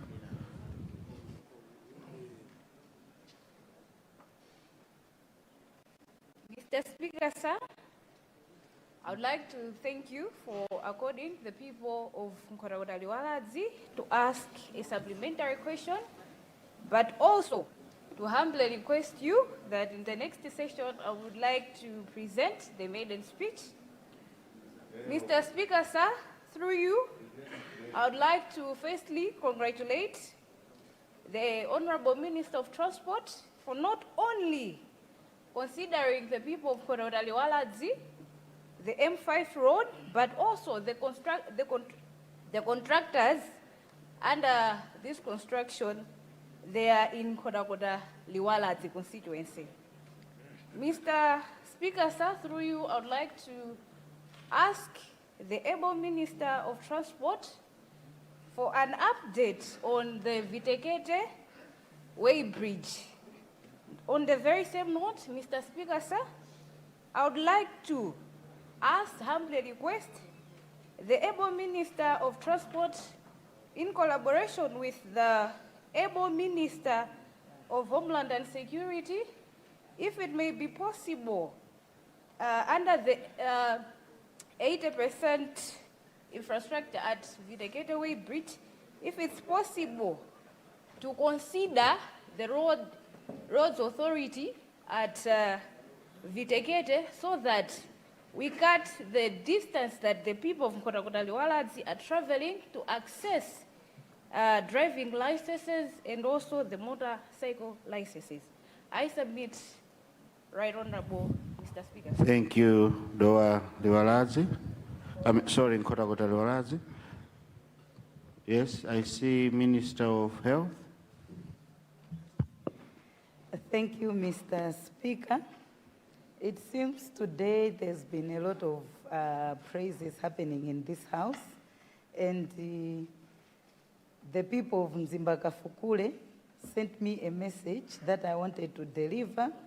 They are thanking the President of Malawi and the DPP-led government because they have taken note that the road that comes from Zimba, Eswatini, Mzalangwe, Kafukule up to Ezondweni has been listed on the plans that are there within the Ministry of Transport. The people of Mzimba-Kafukule are grateful. They are filled with gratitude. This is the road that cuts across several constituencies.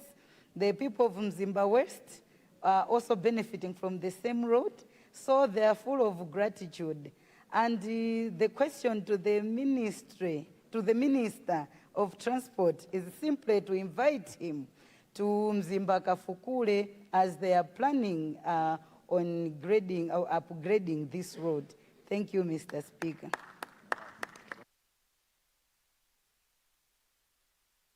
Thank you, Minister of Health.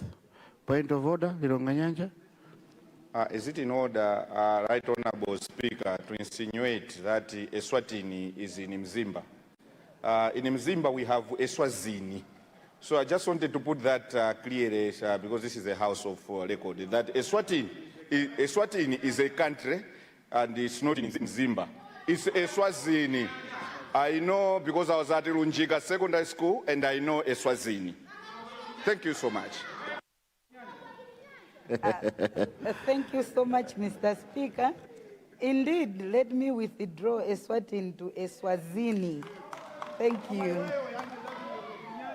Thank you very much, our Minister. Minister of Transport.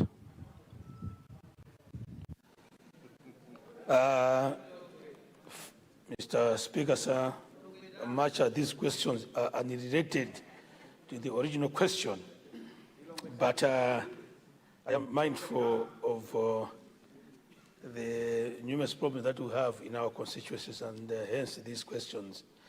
Chitipa Central, there is an undertaking by the Ministry of Finance that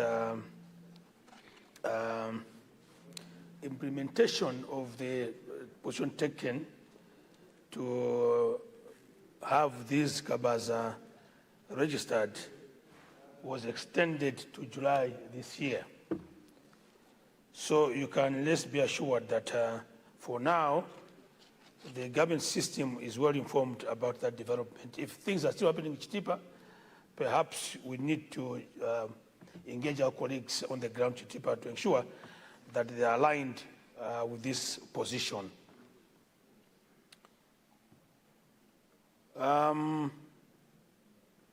Nchisi,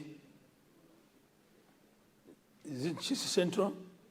Nchisi Central East. Nchisi Central East. The road from Nchisi via Ntondo to Nkota-Kota, we've taken note. Engineers will be dispatched to have a look at it and advise us as to how that could be handled. As for the road to Malomo, I think supplemented by Nchisi East. Nchisi South. Nchisi South. When a road has been put on the list of roads to be constructed, the amount of money that has been apportioned that road should not worry you, because those works are paid by certificate. So when a contractor produces works of up to 10 billion, Ministry of Finance will pay that amount. That's why we come in this house with supplementary appropriation, with all these things. It's because we have overspent on certain projects. Because at the time we were budgeting, not all the amount was factored in the budget, because no one may tell that the project will require 50 billion. So we put in money, but end of the day, when the contractors are produced, government pays. So you can be assured that the 4 billion that is currently provided for is not the final figure. When the contractor is producing us and when certificates are sent to Roads Fund Administration, they'll be paid.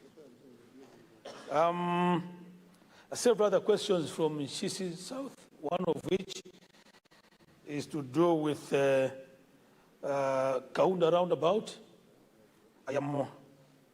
I believe that my team at the back has taken note. We will visit to appreciate what are the issues there. Graders to councils, that attempt was made by government through the NCIC, now it's called CIRA. Graders were dispatched to all councils, but all of them were run down because councils didn't have capacity. I think that is why when we were debating the 5 billion, others were of the view that as constituencies, we could use part of the money, I hope I'm right, use part of that money to procure our own grader and position it in the constituency. Then you will be able to look after it very well to make sure that it doesn't, it has proper maintenance. Because councils have proven to us that they did have the capacity to look after those very, very, very valuable equipment. I go to Chikwawa East, I think, requesting my ministry to repair parts of the road from Tabwa to Bangura. Yes, maintenance contracts have just been procured, and there will be a contractor working on that road to make sure that the road is in good shape as we procure a contractor for the main works. Kota Liwarazi, I believe you're talking about the way bridge that is near Dwangwa.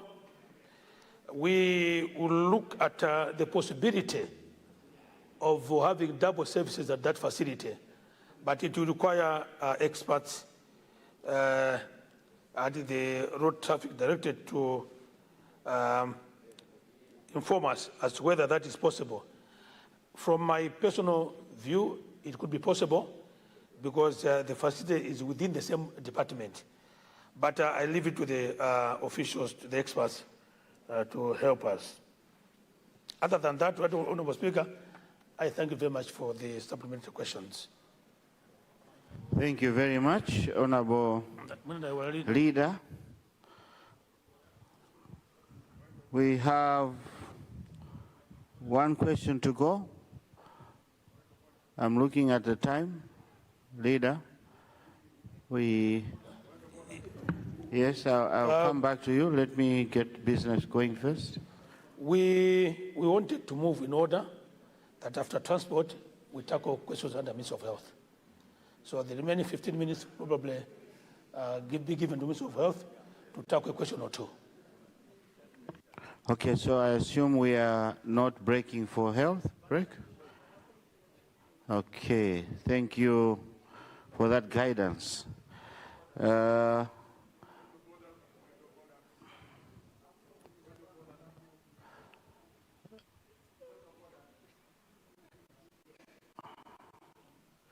Now, which point of order do I look at?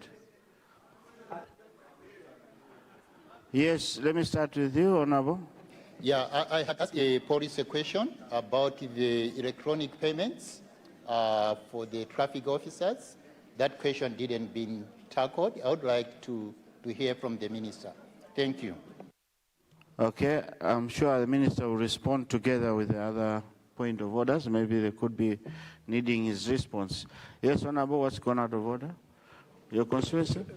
I'm Zuzu City Southeast. Yes, proceed. Mr. Speaker, sir, have you noted that the edge where I'm sitting here is a blind spot to you? Because most of the time when I stood to supplement, you have never been recognized me to support my people in my constituency. That is, as well as not only me, generally MPs from Mzuzu City South, Mzuzu City. My honorable this side has a lot to supplement and to contribute into this house, August House, but he has never been recognized.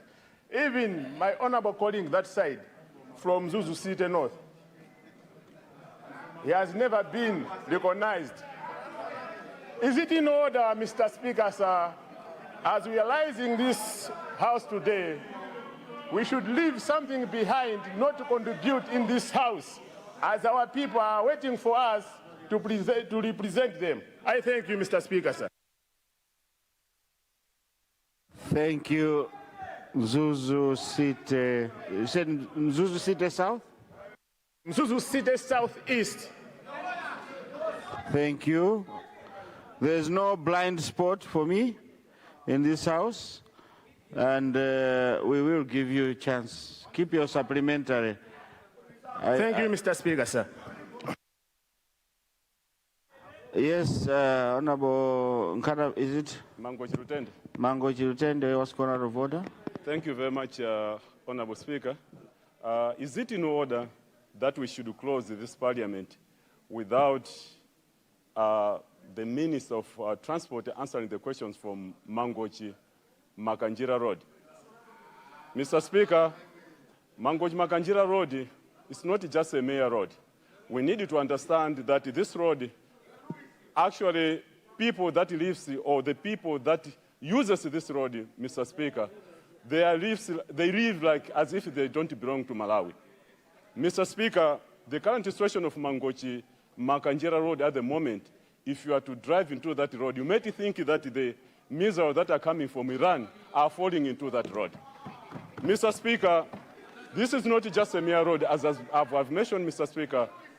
Mr. Speaker, think of the mothers that are struggling to get to hospitals. Think of the traders that are struggling to get to the to go sell their produce. Think of the pregnant women that are struggling to get to the hospitals, Mr. Speaker. Mr. Speaker, as I'm... Honourable Member, please remove your hand from your pocket. Oh, sorry, Mr. Thank Speaker. You. Actually...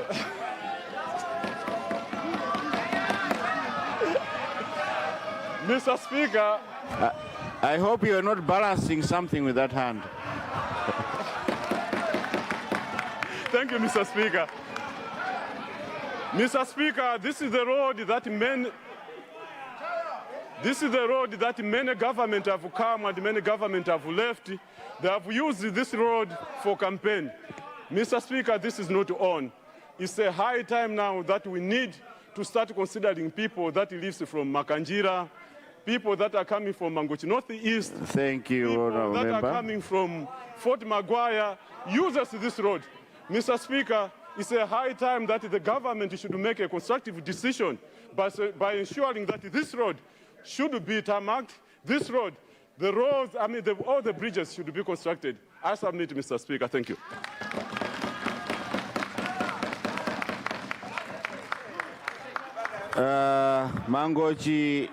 Mangochi Lutende. Since it was a point of order, let me respond this way so that I don't belabor the minister. I did hear in this house that the funds for that road are available now and that construction would start soon. That's what I picked because I'm also interested to see that road started. And if the minister has something to add, he can add, but I think that road has already been considered and we are all waiting for its commencement, the works to start. Thank you. Thank you very much, Mr. Speaker. But as we have told, sometimes, the word soon doesn't give you hope to the people. I hope that the Honourable Minister will tell us exactly when will this road start. I thank you, Mr. Speaker. Thank you. Yes, let me hear what the leader is saying, then I'll come back to you. Mr. Speaker, sir, the first issue is to do with electronic payments. The Ministry of Finance is still working on that. These are things that require technology. So the ministry is finalizing the processes. Once all is done, we are going to go that route. Mangochi Makanjira, I know that he is asking his question indirectly, because at the point I wanted to respond to this question, he was not in the House. But I will proceed to respond to his question so that it goes back to Makanjira, a happy, honorable member. Mr. Speaker, sir, through you, I would like to thank the honorable member of Mangochi Rutende for the question. Mr. Speaker, sir, phase 2 of the upgrading of Mangochi Makanjira Road involves construction of 8 bridges and is at an advanced procurement stage to identify a contractor. Mr. Speaker, sir, it is expected that the contractor will be ready to commence works in the second quarter of 2026. Mr. Speaker, sir, phase 3 involves upgrading of the road to bitumen standard. A contract has already been signed with a design review consultant to review the available designs so that procurement to identify a contractor could start. Mr. Speaker, sir, $69 million has already been sourced from Saudi Fund, OPEC Fund, Kuwaiti Fund, and Badea for the road works, while government is discussing with Abu Dhabi Fund to provide additional $20 million in order for the whole project to be financed. I thank you, Mr. Speaker, sir.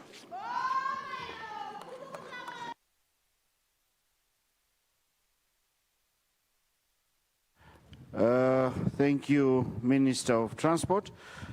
Honourable members, we go to question 1, 2, 3. Coming from Kasungu West. Kasungu West. Thank you very much, Mr. Speaker, sir. Just less to confirm that question 132 is indeed from Kasungu West. Dear Dr. Senior Chief Ilukwa, Dziwe Mwase, Senior Chief Kawamba, please, through you, Mr. Speaker, sir, let me concur with Mangochi Mankibe and my colleague here, Lumbaz, for congratulating Peter Mutarika, Professor, for raising CDF to our constituencies. Let me also thank the Minister of Local Government and the Minister of Finance, indeed also the Minister of Justice. Thank you very much, Mr. Speaker, sir. Thank you. Minister of Transport.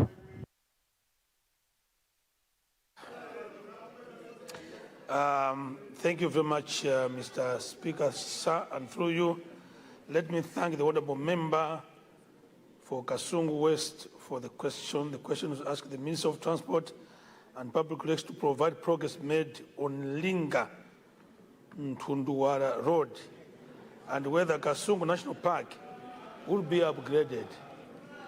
Mr. Speaker, sir, through you, I would like to thank the honourable member for Kasungu West for the question.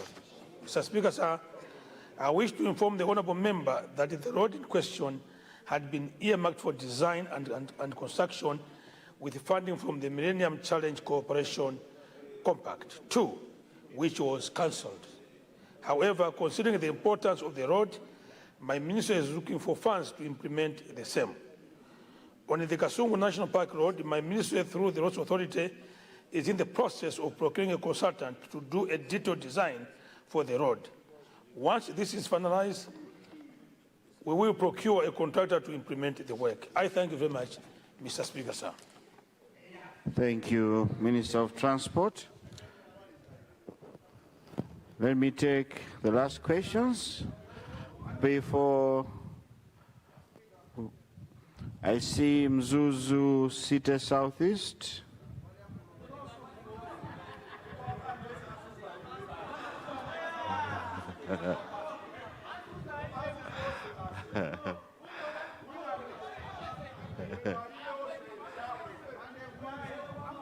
Yes, Honorable, your constituency? Zuzu? City Southwest. City? Southwest. Southwest. So he's east, you are west? Yes. Okay.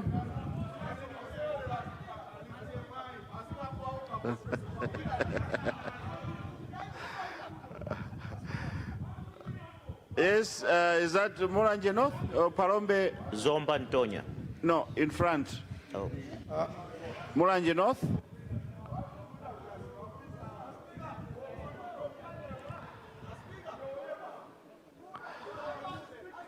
Is it Nchisi Central or Doha Central?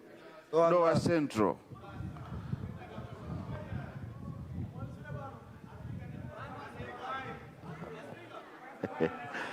And my dear sister there, Kota Dwangwa. Mzimba Southeast.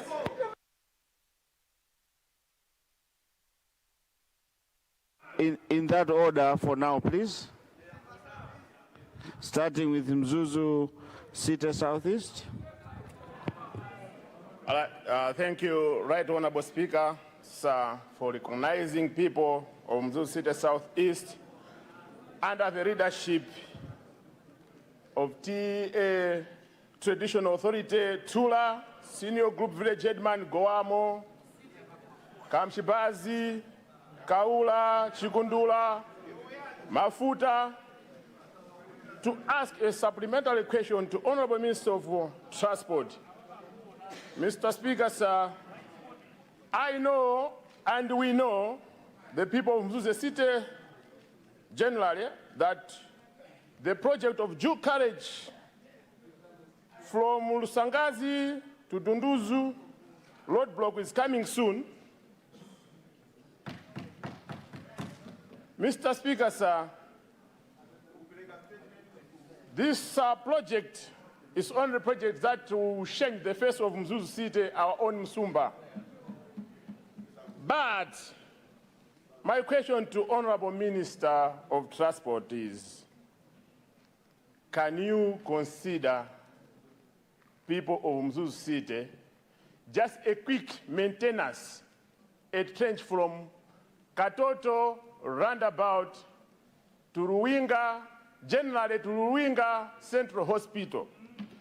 The road is in a bad state. Since it's a city, we are not supposed to have those and these such type of road that we have within this stretch. And it's very hectic when I see expectant mother referred from Mapare Health Center to Mzuzu City, to Mzuzu Central Hospital. Before they're receiving their treatment, they first receive the bumps, heavy bumps, from Katoto roundabout to Central Hospital. If the Minister of Transport can consider us with that, we can much appreciate. And again, Mr. Speaker, sir, people of Mzuzu City South East, generally Mzuzu City, they want to know the stand on the project of bypass road from Mzuzu Government School through Forest Research to Mzuzu Academy to Dundu's Road Block. And again, the completion of Mzuzu Technical Road to Sirota Ruwinga Industrial Area. People of Mzuzu City generally, not only Mzuzu City South, but generally Mzuzu City, we are asking to Honorable Minister of Transport, where are we on this project? I submit, Honorable Speaker, sir. I thank you. Thank you, Mzuzu City Southeast. Sorry, just correction to Honorable Minister for Lilongwe Nyanja, I'm Tumbuka. So Mzuzu, we call it Mzuzu, not in Zuzu. Thank you. Thank you. Let's go to Mzuzu Southwest. Thank you very much, Honorable Mr. Speaker, sir, for recognizing the people of Mzuzu State South West to ask a supplementary question.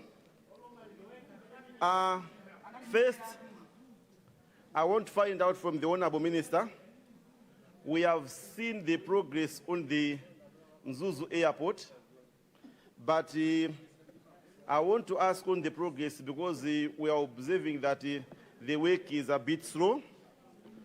And we also want to know from the Honorable Minister that if there are the plans to construct a new project of the same airport.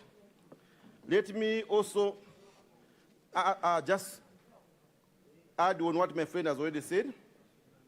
On the bypass roads that we have in the city, some of them are very strategic. If we are to talk about that road from Area 4 roundabout up to Dundu's road block, as well as the bypass from Ruinga, Botanic, taken via Mzuzu Government Secondary School. These roads,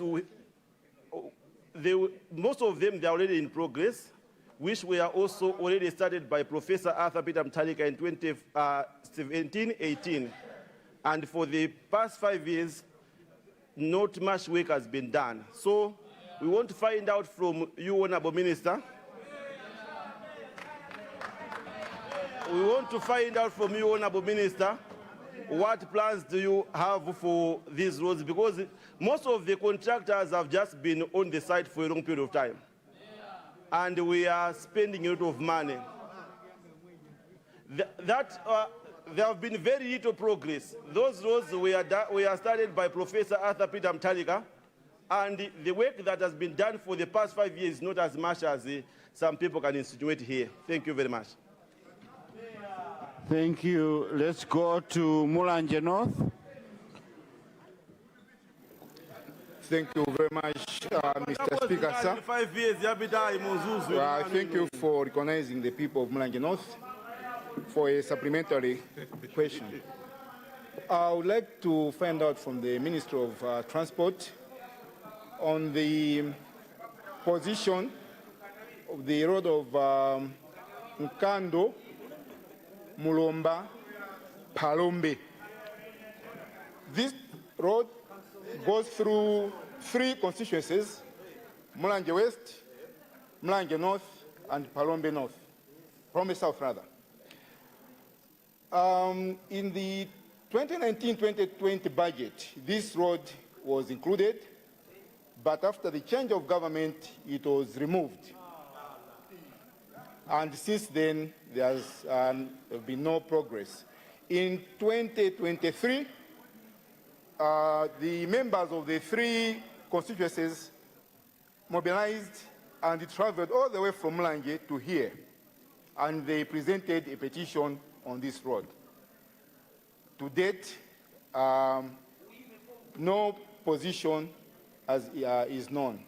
So I'd like to find out from the ministry whether this time around, we, the people of Mulanje North, Mulanje West, and the Palombe South will be considered.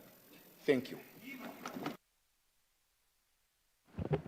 Thank you, Mulanje North. We now go to Dowa Central.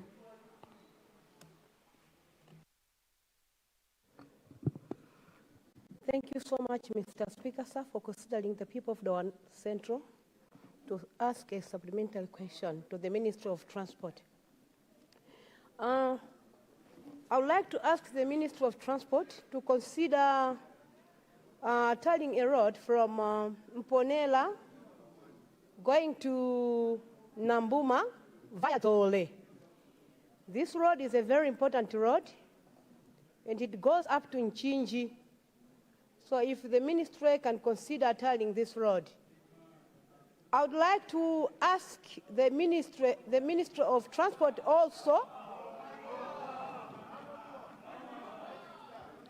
the Ministry of Transport to consider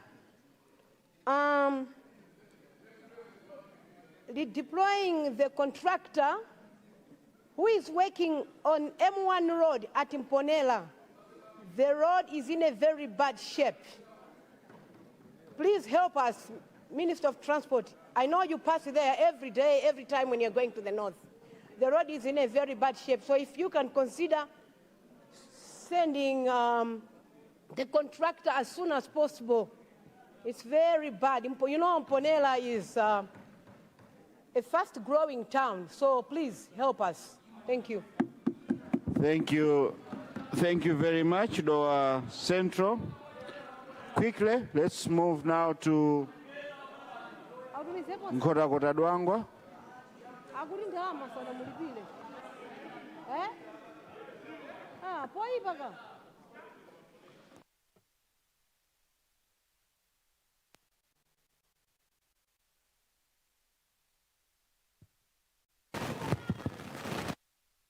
Yes, proceed, my... change the mic.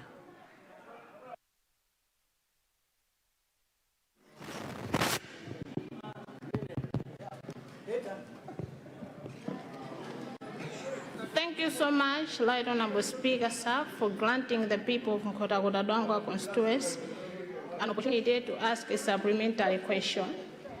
Right Honourable Speaker, I would like to bring to the attention of the Honourable Minister of Transport and Public Works about the last night wash away of the Nkoma Bridge in my constituency in M5 Road. Honourable Minister of Transport and Public Works, can we be assisted, please? I submit, Right Honourable Speaker. Thank you. Thank you very much, our beautiful Honourable from Nkhotakota Dwangwa.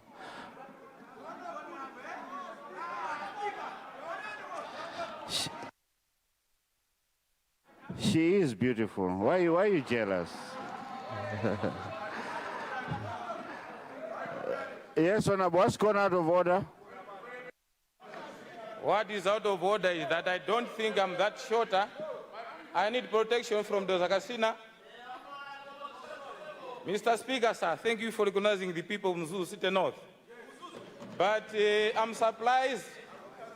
I don't think I'm very that short to not to be recognized here.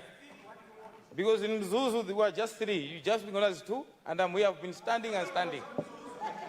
But anyway. Yes, proceed. I had a 1-minute speech just to emphasize on the Minister of Transport and Public Works, to have so much emphasis on Luinga Zorozoro Road, which has stood for a long time. Just to complement on what my other colleagues have said. It's less than 2 kilometers, but it has been there for quite a long time without any works. So I would need much emphasis from the Minister of Transport and Public Works. I submit to the Speaker. Thank you very much. I'm sure with you we are done with Mzuzu. Thank you very much. Honourable Minister.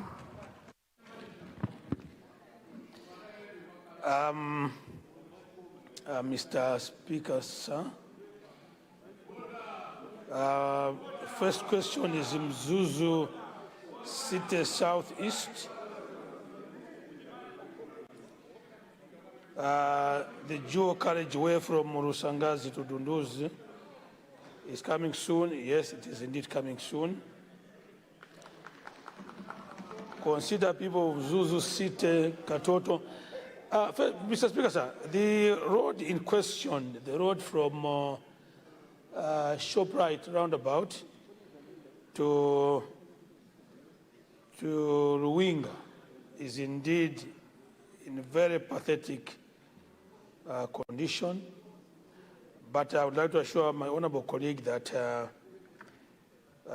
periodic maintenance contractors have just been procured and works are being awarded. I should believe that the contractor who will be responsible for Mzuzu has also received this letter so that he can quickly commence work of maintaining roads in Mzuzu.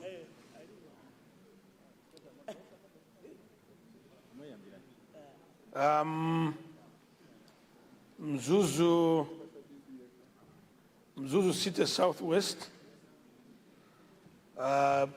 2 questions, I think. Progress on Mzuzu Airport is slow. Not necessarily. The contractor is on site to extend the runway and do some few maintenance. Once that is done, I did state in this warehouse that in the next 8-12 weeks, we should see planes, Malawian Airlines, flying to Mzuzu. 12 weeks.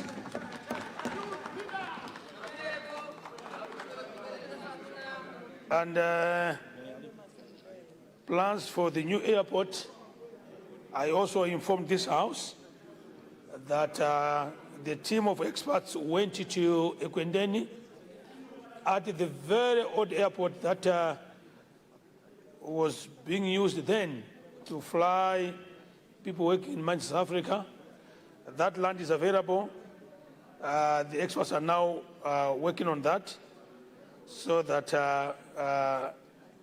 we build a new airport on that land.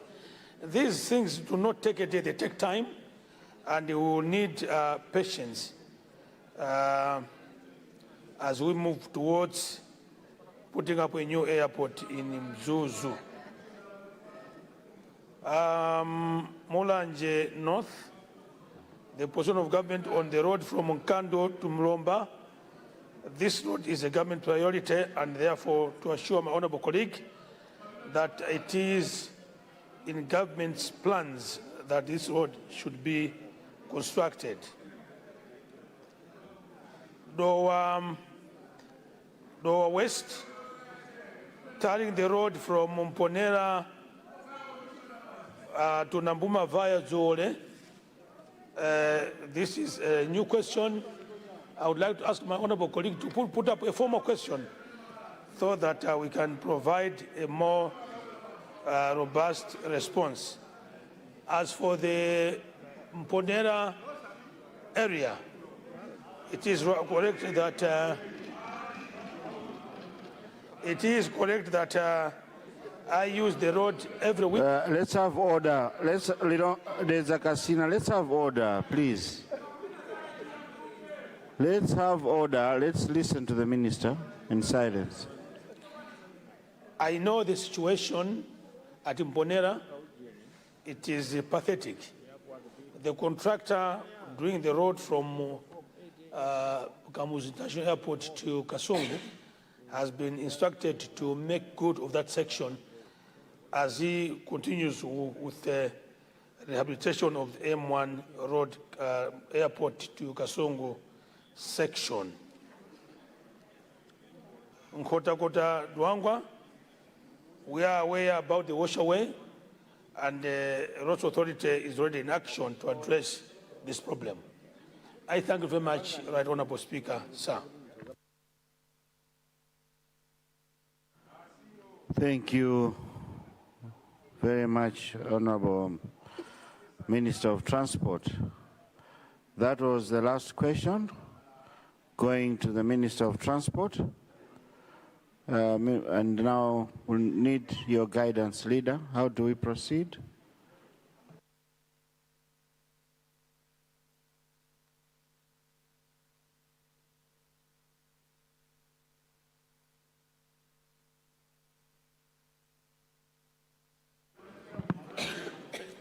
Right Honorable Speaker, looking at the time, I think probably this is the time for us to move into adjournment formalities.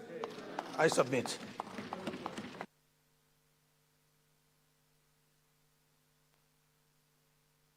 Yes, what's gone out of order, Zakasina? Good afternoon, Right Honorable Speaker, and greetings from people of the Zagasina. Today being Friday, I thought it's a very good afternoon that I can greet the Minister of Finance and Decentralization, Minister of Local Government, Minister of Justice, and indeed the leader of the House, because people of the Zagasina are waiting for 5 billion. As we are going today, the guidelines, I know the MPs are very happy for the guidelines, but I just want to greet the Honorable Minister of Finance so that maybe he can remember that he can give us the guidelines. I submit. Thank you, Zakasina.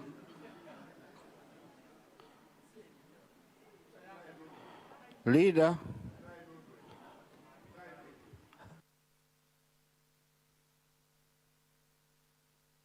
How do we proceed?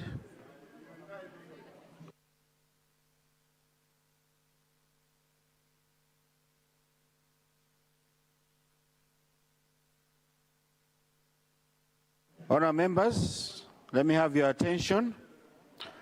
As guided by the Leader of the House, there's a motion to vary the order paper in order to commence adjournment formalities.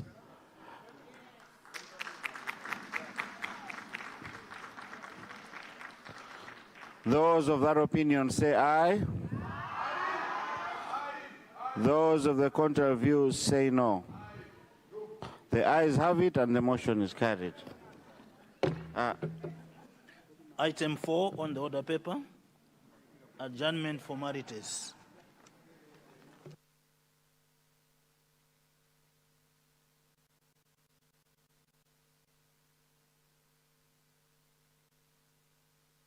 Leader of Opposition, are you ready? Yes, Mr. Speaker, sir. I'm ready.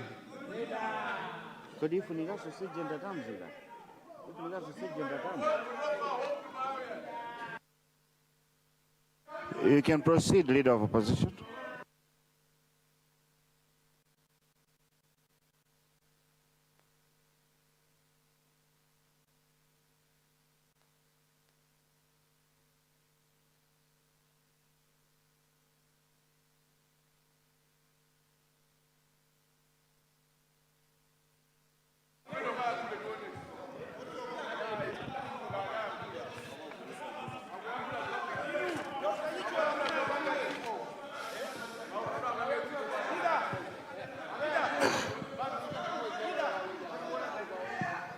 Right Honourable Speaker.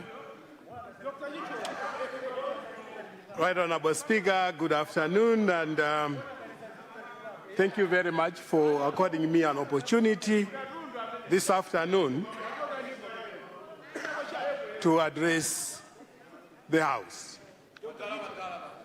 Right Honourable Speaker, we are rising sine die today after weeks of deliberation on very important national interest matters, including the passing of the 2026-27 budget.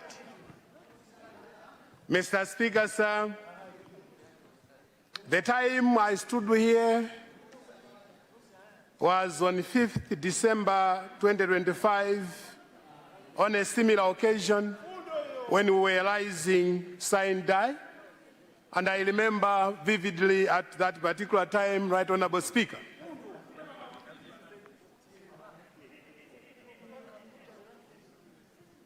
that I raised quite a number of issues. But as you also remember, Right Honourable Speaker, during that time I said, you were in government only for 3 months then, and it would be naive for opposition at that particular time to speak out against many issues because you had not established yourself as government. Mr. Speaker, sir, today the government has been there for 6 months. And we have seen the direction that the government is taking. It is against this background, Right Honourable Speaker, that I have issues that are categorized in two categories.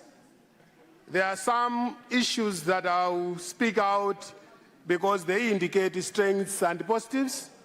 There are also some issues, Right Honourable Speaker, that as opposition we believe we can put some words in order for them to be done differently. But allow me, Right Honorable Speaker, before I do so, to take an opportunity to thank the speakership, all the three speakers, but also leadership of the House from both sides, because we've been here for quite a long time. There were issues that needed your guidance and the guidance of leadership. We came together to provide the direction, and here we are crossing today, Sandai, having made quite a number of significant achievements. Right Honorable Speaker, today allow me to start with the strengths and the positives. One would see that the state president, Professor Mutharika, has taken totally different path compared to the one before, where he is more decisive, keeping some promises to establish and leave a legacy of being a president who changed things.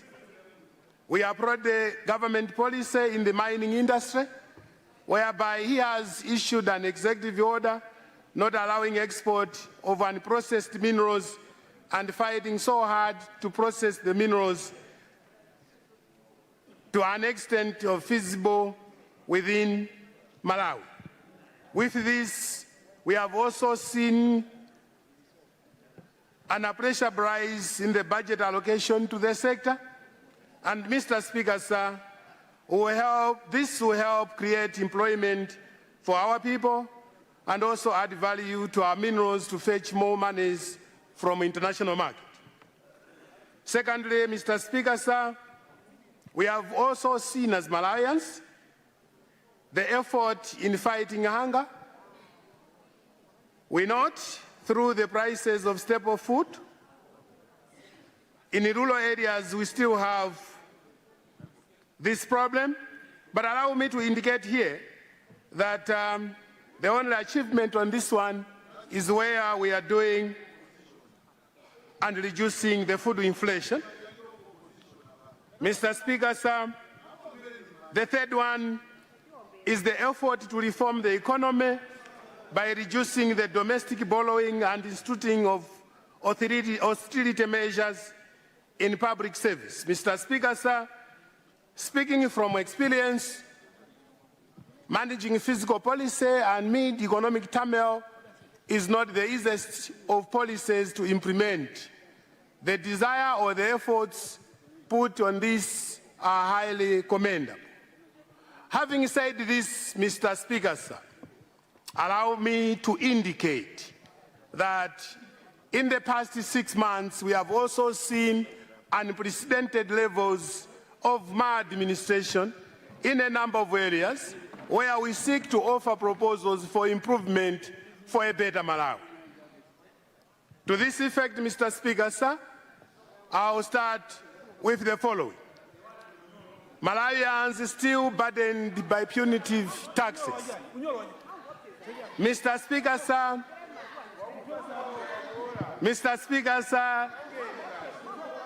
Order, order. Government has developed tax regimes that have burdened Malawians, for they are taxed left and right. Mr. Speaker, sir, we have seen in the last 6 months that when you want to buy, you pay tax. When you want to sell, you pay tax. When you want to send money, you pay tax. When you want to receive money, you pay tax. Even if you keep your money in the bank and you want to check the balance, you pay tax.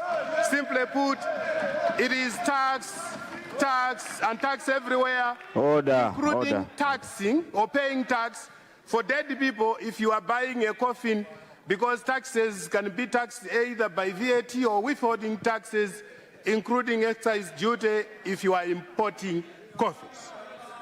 Mr. Speaker, sir, the high cost of living resulting in untold sufferings.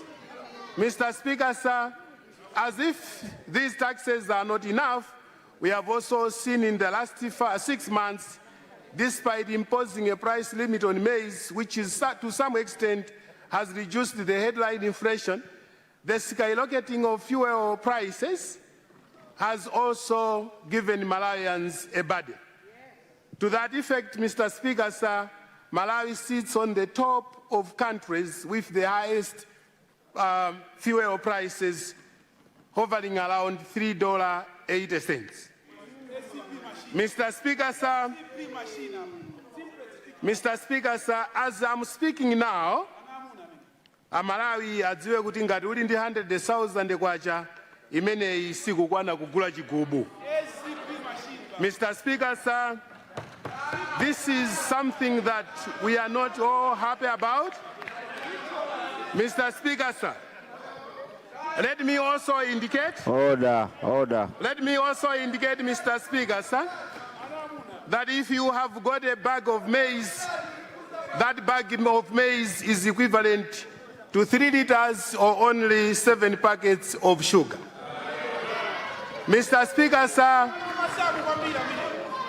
the cost of living has even become unbearable to the civil servants who are now literally walking from Ngona to city center, from Ndirande to Blantyre, from Bangwe to Blantyre, from Area 25 to Lilongwe Time, and from Mchinga Utua to Mzuzu, from Chikanda to Zomba, because they cannot afford exorbitant transport fares.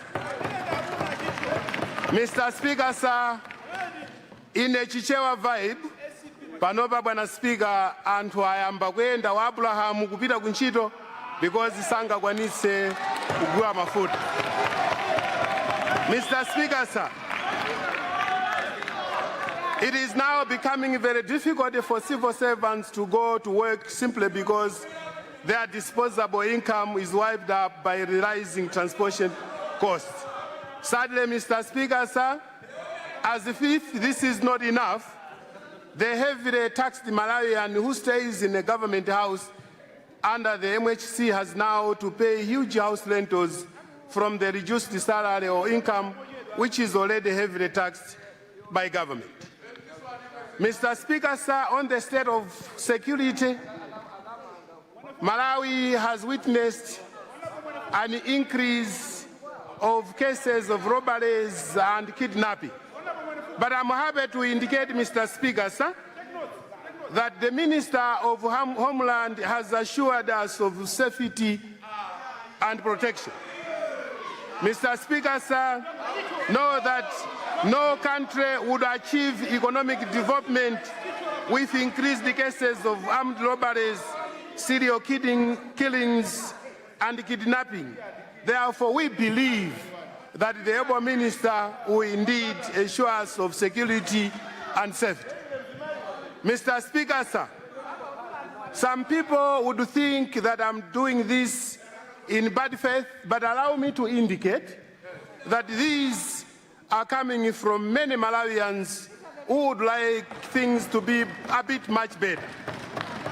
Mr. Speaker, sir, allow me to quote a prominent US citizen called Eleanor Roosevelt, who said, and I quote, "If you do not want to be criticized, say nothing, do nothing, and be nothing." Malawians refuse to say nothing, do nothing, and be nothing, and they always hold their government to account. Mr. Speaker, sir, allow me to add my words on Mary's hotel scandal and the need for decisive action by the leadership. Mr. Speaker, sir, we are raising sign die today without logical conclusion on the famous hotel gate, popularly known as the Passion Gate, where 128 billion Malawi kwacha was looted, and there is no clear indication as to what will happen to those involved. Mr. Speaker, sir, we have reached a point where looters are applauded as Madolo and clever people, and that integrity has been thrown to dogs. Mr. Speaker, sir, let me make an emphasis here. We have reached a sole state as a country where Malawians have embraced a culture of applauding and praising criminal enterprises. Mr. Speaker, sir, we are raising sign die today with no hope for farmers. At the time farmers have started harvesting their crop produce, one would have expected to see a government that is proactive in setting up crop prices. But until now, government is yet to come up in the open to declare farm gate prices for various crop produce. This is worrisome, Mr. Speaker, sir, since vendors are already moving up and down in our communities, buying crops at very low prices with respect to production costs. Mr. Speaker, sir, the Honourable Minister of Agriculture is on record to have come with initiatives on mega farm, which is commendable. But I would like to make mention, Mr. Speaker, sir, that there is need to reform the mega farm, but also to empower the local farmers in order to increase productivity. And Mr. Speaker, sir, this will come towards the end of my speech, where I have lined up recommendations and proposals to government. Mr. Speaker, sir, today and this afternoon, when we are rising Sunday, there is no hope for youths and civil servants. Mr. Speaker, sir, we are rising today without hope for our youths who are in school or out of school or in colleges. The budget we have just passed offers no solution to youth employment. Government has frozen youth employment and halted promotion of any civil servant. We have a situation, Mr. Speaker, sir, that would render long, hard-working civil servants highly demotivated because there are no incentives attached to hard work. Whether they work hard or not, no one will be promoted. Whether they work hard or not, no one will be given a director or CEO position. And this, Mr. Speaker, sir, is something that needs to be reversed. Mr. Speaker, sir, this afternoon, allow me also to talk about the Mutharika legacy. Mr. Speaker, sir, this week, this House celebrated the life of the late Bing wa Mutharika. Today, this afternoon, Mr. Speaker, sir, I would like to make mention that since this is the final term for our President, Professor Mutharika, those that have surrounded him should help him leave behind a good legacy. Remember that legacy is personified, and that whatever is happening in this country will be attributed to his legacy. Musa Monongere Mbiri President. I have seen that we have some good ministers amongst you here who can help build a good legacy to which we don't want people to be saying this government was arbitrarily arresting people on trapped-up cases. We don't want people to attribute to his legacy that he was hiring people without following procedures. We don't want people to say that he was interfering with the running of Parliament in instituting commission of inquiries for political reasons. Simply put, we want people who have surrounded the President to help him leave a good legacy. Mr. Speaker, sir, let me also speak on CDF implementation without guidelines, which is tantamount to gross abuse. The President has shown the heart to develop this country, and he has given Malawians a 5 billion Malawi kwacha. But the people surrounding him are yet to develop the guidelines, and we are crossing Parliament today without guidelines. I wish the President would be listening to my speech and possibly act to disappoint others who are soiling his name. Appeal to leadership to safeguard the legacy. Mr. Speaker, sir, it has to be noted that a person who tells you the truth truly loves you. But those who sugarcoat matters and skate around issues wish and facilitate for your downfall. It is high time, Mr. Speaker, sir, that the national leadership listens more to Malawians than those individuals who have surrounded him for whatever goes their way will be attributed to the legacy. We believe government to take a proactive role to provide remedial actions to addressing the issues affecting Malawians. Mr. Speaker, sir, appeal to government. Based on what I have just discussed so far and said this afternoon, we are genuinely appealing to the government to consider pursuing the following measures. Number one, Mr. Speaker, sir, reverse the decision of importing mega farmers. Instead of this, proactively initiate reforms in mega farming so that local farmers are empowered to stand on their own while actively increasing productivity levels to support our economy. Number two, government should consider reverse a policy stand on automatic fuel pricing mechanism as it is seriously biting Malawians. We should have static pump pricing mechanisms that ensure gradual fuel price increase contingent upon prevailing economic conditions and the rational policy decision making by Monetary Policy Committee. Number three, to address an issue of university accommodation challenges. I'm happy my dear Minister of Education is here. Government should engage private investors so that through public-private partnership, university hostels can be constructed in all campuses, thereby providing affordable accommodation to all the students and reduce cases of abuse and harassment. Number four, government through Ministry of Agriculture should immediately release farm gate prices to protect farmers from being duped by the vendors. This will also help government to quickly stock the strategic grain reserves. Mr. Speaker, sir, on number five, government through Ministry of Finance and Economic Planning has to consider revising tax regimes so that they are not biting and suffocating the working class and private sector. Mr. Speaker, sir, on number six, government should consider unfreezing youth unemployment and the resumption of civil servants promotion, as this will rejuvenate the general public and government employees to work even harder than before. Number seven, Mr. Speaker, sir, government should transparently share with Malawians the status of staff monitoring review program with IMF, as this is the critical issue in debt management and sustainability. And number eight, government should set aside a special budget on procurement of maize, since most farmers are not going to harvest anything to poorly manage. Secretariat, can we hold on first with the distribution?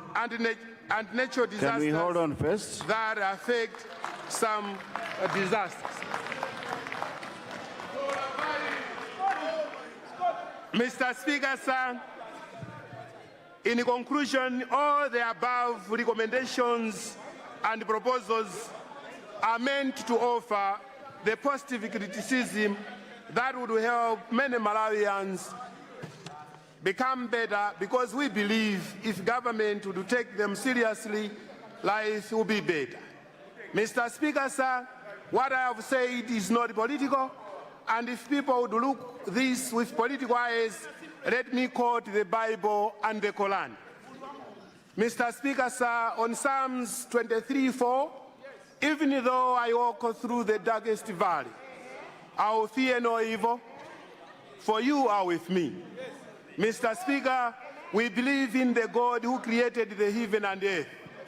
And astronaut Grover, an American pilot who recently orbited the moon, said, and I quote, "In everything remember God and let Jesus lead." Mr. Speaker, sir, in the same vein, we plead with this government, August House, to follow the right in whatever we do, for we know that man benefits nothing if he gains the whole world and loses the soul. As a responsible and God-fearing opposition, we will always seek refuge in God and stand with him under any circumstances. Mr. Speaker, sir, I would like to emphatically say this: integrity has no replacement, and the truth shall always triumph regardless of the circumstances around us. And this is quoted in Quran 13, verse 11. Indeed, Allah will not change the condition of people until they change what is in themselves. Right, Honorable Speaker, what is it that is in us and amongst us? Is it danger, jealousy, hatred, oppression of victimization, or selfishness? As Martin Luther King Jr. said, the arc of the moral universe is long, but it bends towards justice. And this is quoted from Isaiah 1 verse 17, to learn to do right, seek justice, and defend the oppressed.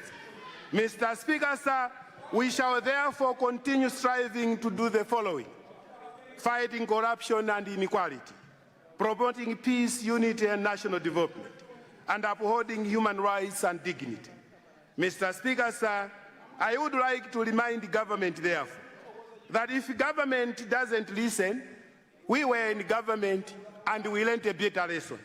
If you don't listen, people vote you out. And if you don't listen, people will vote you out in 2030, because the Malawi Congress Party is coming back into power. And Mr. Speaker, sir, in the spirit of one Malawi, one people and one nation, I thank you for your kindness and thank you very much for your listening. Thank you, Your Excellency. Right Honorable Speaker.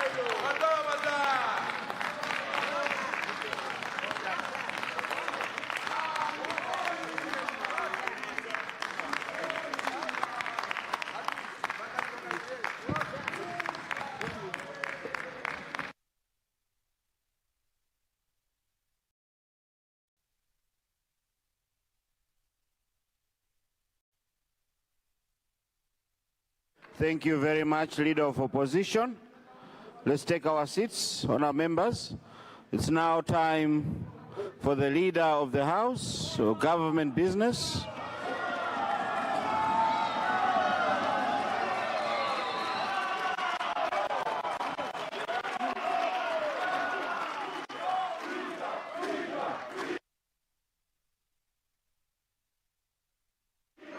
Zeni.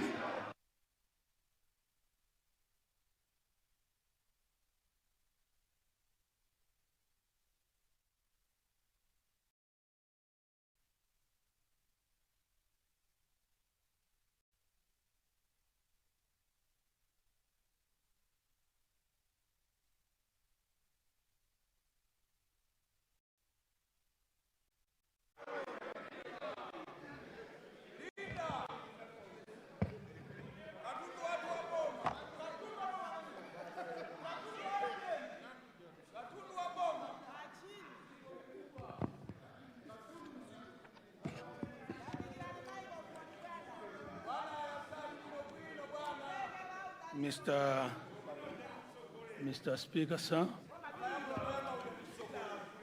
pachichewa pali mawu amati chumba nacho chimalota chitabereka,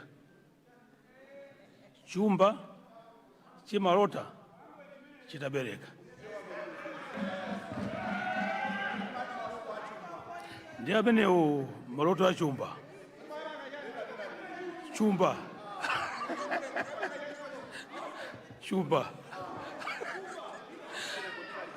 Mr. Speaker, sir, as we draw towards the end of this second meeting of the 52nd session of Parliament, which also served as the budget meeting of Parliament, I rise, guided by the long-standing practice and honor tradition of this august House, to move a motion for the adjournment of this House Synod.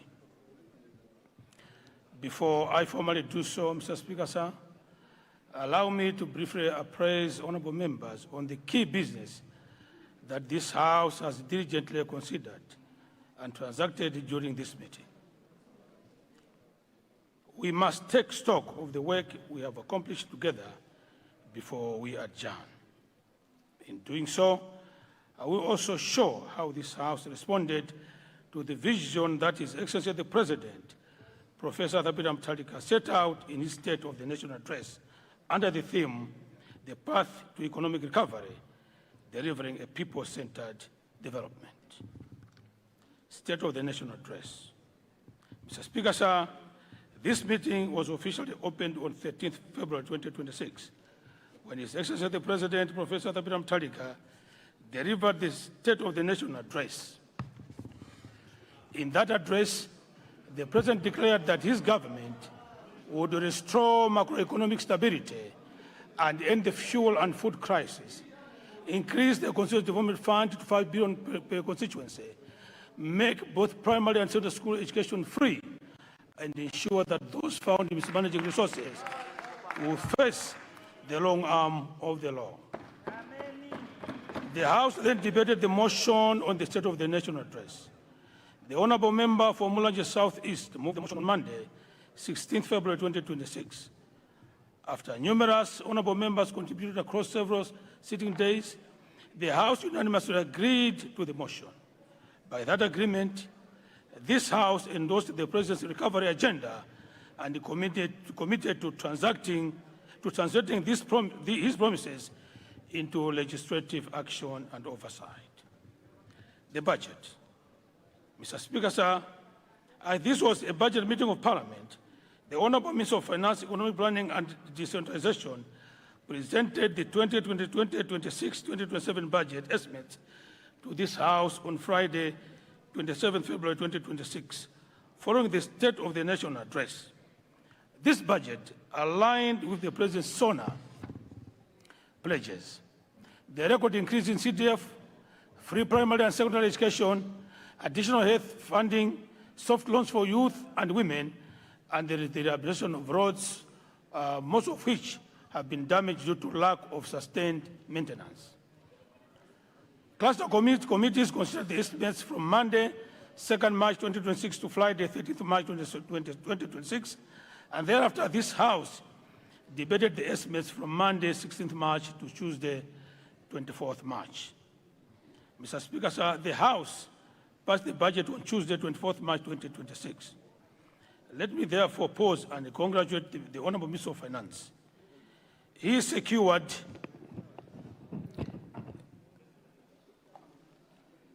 this House approval to proceed with expenditure that directly implements the President's people-centered development agenda. Bills. Mr. Speaker, sir, I wish to report that during this meeting, the House considered and passed 6 bills as follows. These bills provided the legal framework for the fiscal measures that the President announced in the SONA. Bill number 1 of 2026, the appropriation. The House passed it on Wednesday, 25th March 2026. Bill number 2 of 2026, the supplementary appropriation. The House passed it on Tuesday, 31st March 2026. Bill number 3 of 2026, the taxation amendment. The House passed on Tuesday, 31st March 2026. Bill number 4 of 2026, customs and exercise amendment. The House passed on Tuesday, 31st March 2026. This bill gave effect to the President's directive to ban the export of raw minerals and promote value addition. Bill number 5 of 2026, the value-added tax amendment. The House passed on Tuesday, 31st March 2026. And Bill number 6 of 2026, the tax administration amendment. The House passed on Tuesday, 31st March 2026. Subsidiary legislation. Mr. Speaker, sir, during this meeting, the ministers laid two pieces of subsidiary legislation before Parliament as follows. On Tuesday, 31st March 2026, the Honourable Minister of Finance, Economic Planning and Decentralization laid notice number 23, Customs and Excise Tariffs Amendment, number 2, Order 2026. He referred this order to the Parliamentary Committee on Public Accounts and Legal Affairs for further scrutiny. The Honourable Minister of Finance, Economic Planning and Decentralization laid Government Notice number 24, Customs and Excise Amendment, number 2, Regulations 2026 on Tuesday, 31st March 2026. He referred these regulations to the Parliamentary Committee on Budget and Legal Affairs. These instruments implement the President's review of foreign exchange regulations and gold monetization. Statutory reports. Mr. Speaker, sir, on Tuesday, 31st March 2026, the Honourable Minister of Homeland Security laid Government Notice number 2, Police, Destination on the Police Regions, Order 2025 on the table. refer the report to the Parliamentary Committee on Defense and Security for further scrutiny. Ministerial statements. Mr. Speaker, sir, ministers presented 10 ministerial statements on various matters of national importance during this meeting as follows. Each statement responded directly to a pledge or directive by the President's SONA. On Wednesday, 18th February 2026, the Minister of Local Government and Rural Development delivered a statement on the CDF guidelines. He implemented the President's announcement of 5 billion per constituency and the call for transparency. On Wednesday, 25th February 2026, the Minister of Energy and Mining presented a statement on the status of mining in the country following the President's suspension of licenses and ban on raw mineral export. The Minister of Agriculture, Irrigation and Water Development also presented a statement on the Mega Farms Progress Report and future plans following the President's directive to redesign the total mess of the Mega Farms program. On Friday, 27 February 2026, the Minister of Lands, Housing and Urban Development gave a statement on the update on the construction of houses for security agencies. On Thursday, 19th March 2026, the Minister of Transport and Public Works, on behalf of the Department of Disaster Risk Management, under the Office of the President Cabinet, delivered a statement on the impact of heavy rains and flooding, responding to the President's renewed disaster appeal. On Thursday, 26 March 2026, the Minister of Agriculture, Irrigation and Water Development, presented a statement on the progress of the 2025-2026 growing season feasibility implementation, delivering on the President's promise of better fertilizer distribution. The Minister of Transport and Public Works also delivered a statement on the progress and the direction of the road subsector, giving effect to the President's directive to resume road maintenance and ring-fence toll-gate revenues. On Tuesday, 31st March 2026, the Minister of Lands, Housing and Urban Development presented a statement on the administration of public housing estates. On Wednesday, 1st April 2026, the Minister of Information and Communication Technology presented a statement on forging a digital Malawi, a pathway to national transformation, directly implementing the President's directive that all MDAs embrace digital technology. On Thursday, 2nd April 2026, the Minister of Energy, Mining and Mining presented a statement on the status of fuel supply in the country, reporting on the President's decisive action to end fuel queues. On Tuesday, 7th April 2026, the Minister of Defense presented a statement on transforming the Malawi Defense Force, the case of the Malawi National Service. On Wednesday, 8th April 2026, the Honorable Minister of Gender, Community Development and Social Welfare presented a statement titled Addressing the Rise in Sexual Abuse Cases as Advancing the President's Commitment to Children's Welfare. On Wednesday, 8th April 2026, the Honorable Minister of Information, Communications and Technology presented a statement on honoring Bingu, rekindling the spirit of development, justice, and security. Questions? Mr. Speaker, sir, ministers responded to over 40 questions on notice for oral replies during this meeting. Questions understanding order 69. Mr. Speaker, sir, the House considered 3 questions under standing order 69. On Tuesday, 24th February 2026, the honorable members for Mwanza Central and Mpenu asked the Minister of Justice and Social Affairs to present the progress on the status of the Chikangawa plane crash that was referred to his ministry. This matter of national grief touches on the President's call. Let us make Malawi a land of justice. On Friday, 27th March 2026, the honorable member for the Zamlunduni asked the Minister of Homeland Security to provide an update on the general state of security in the country, particularly in light of the recent escalation in cases of murder and other incidents of insecurity. This question responds directly to the President's own admission of rising insecurity and his pledge to restore safety.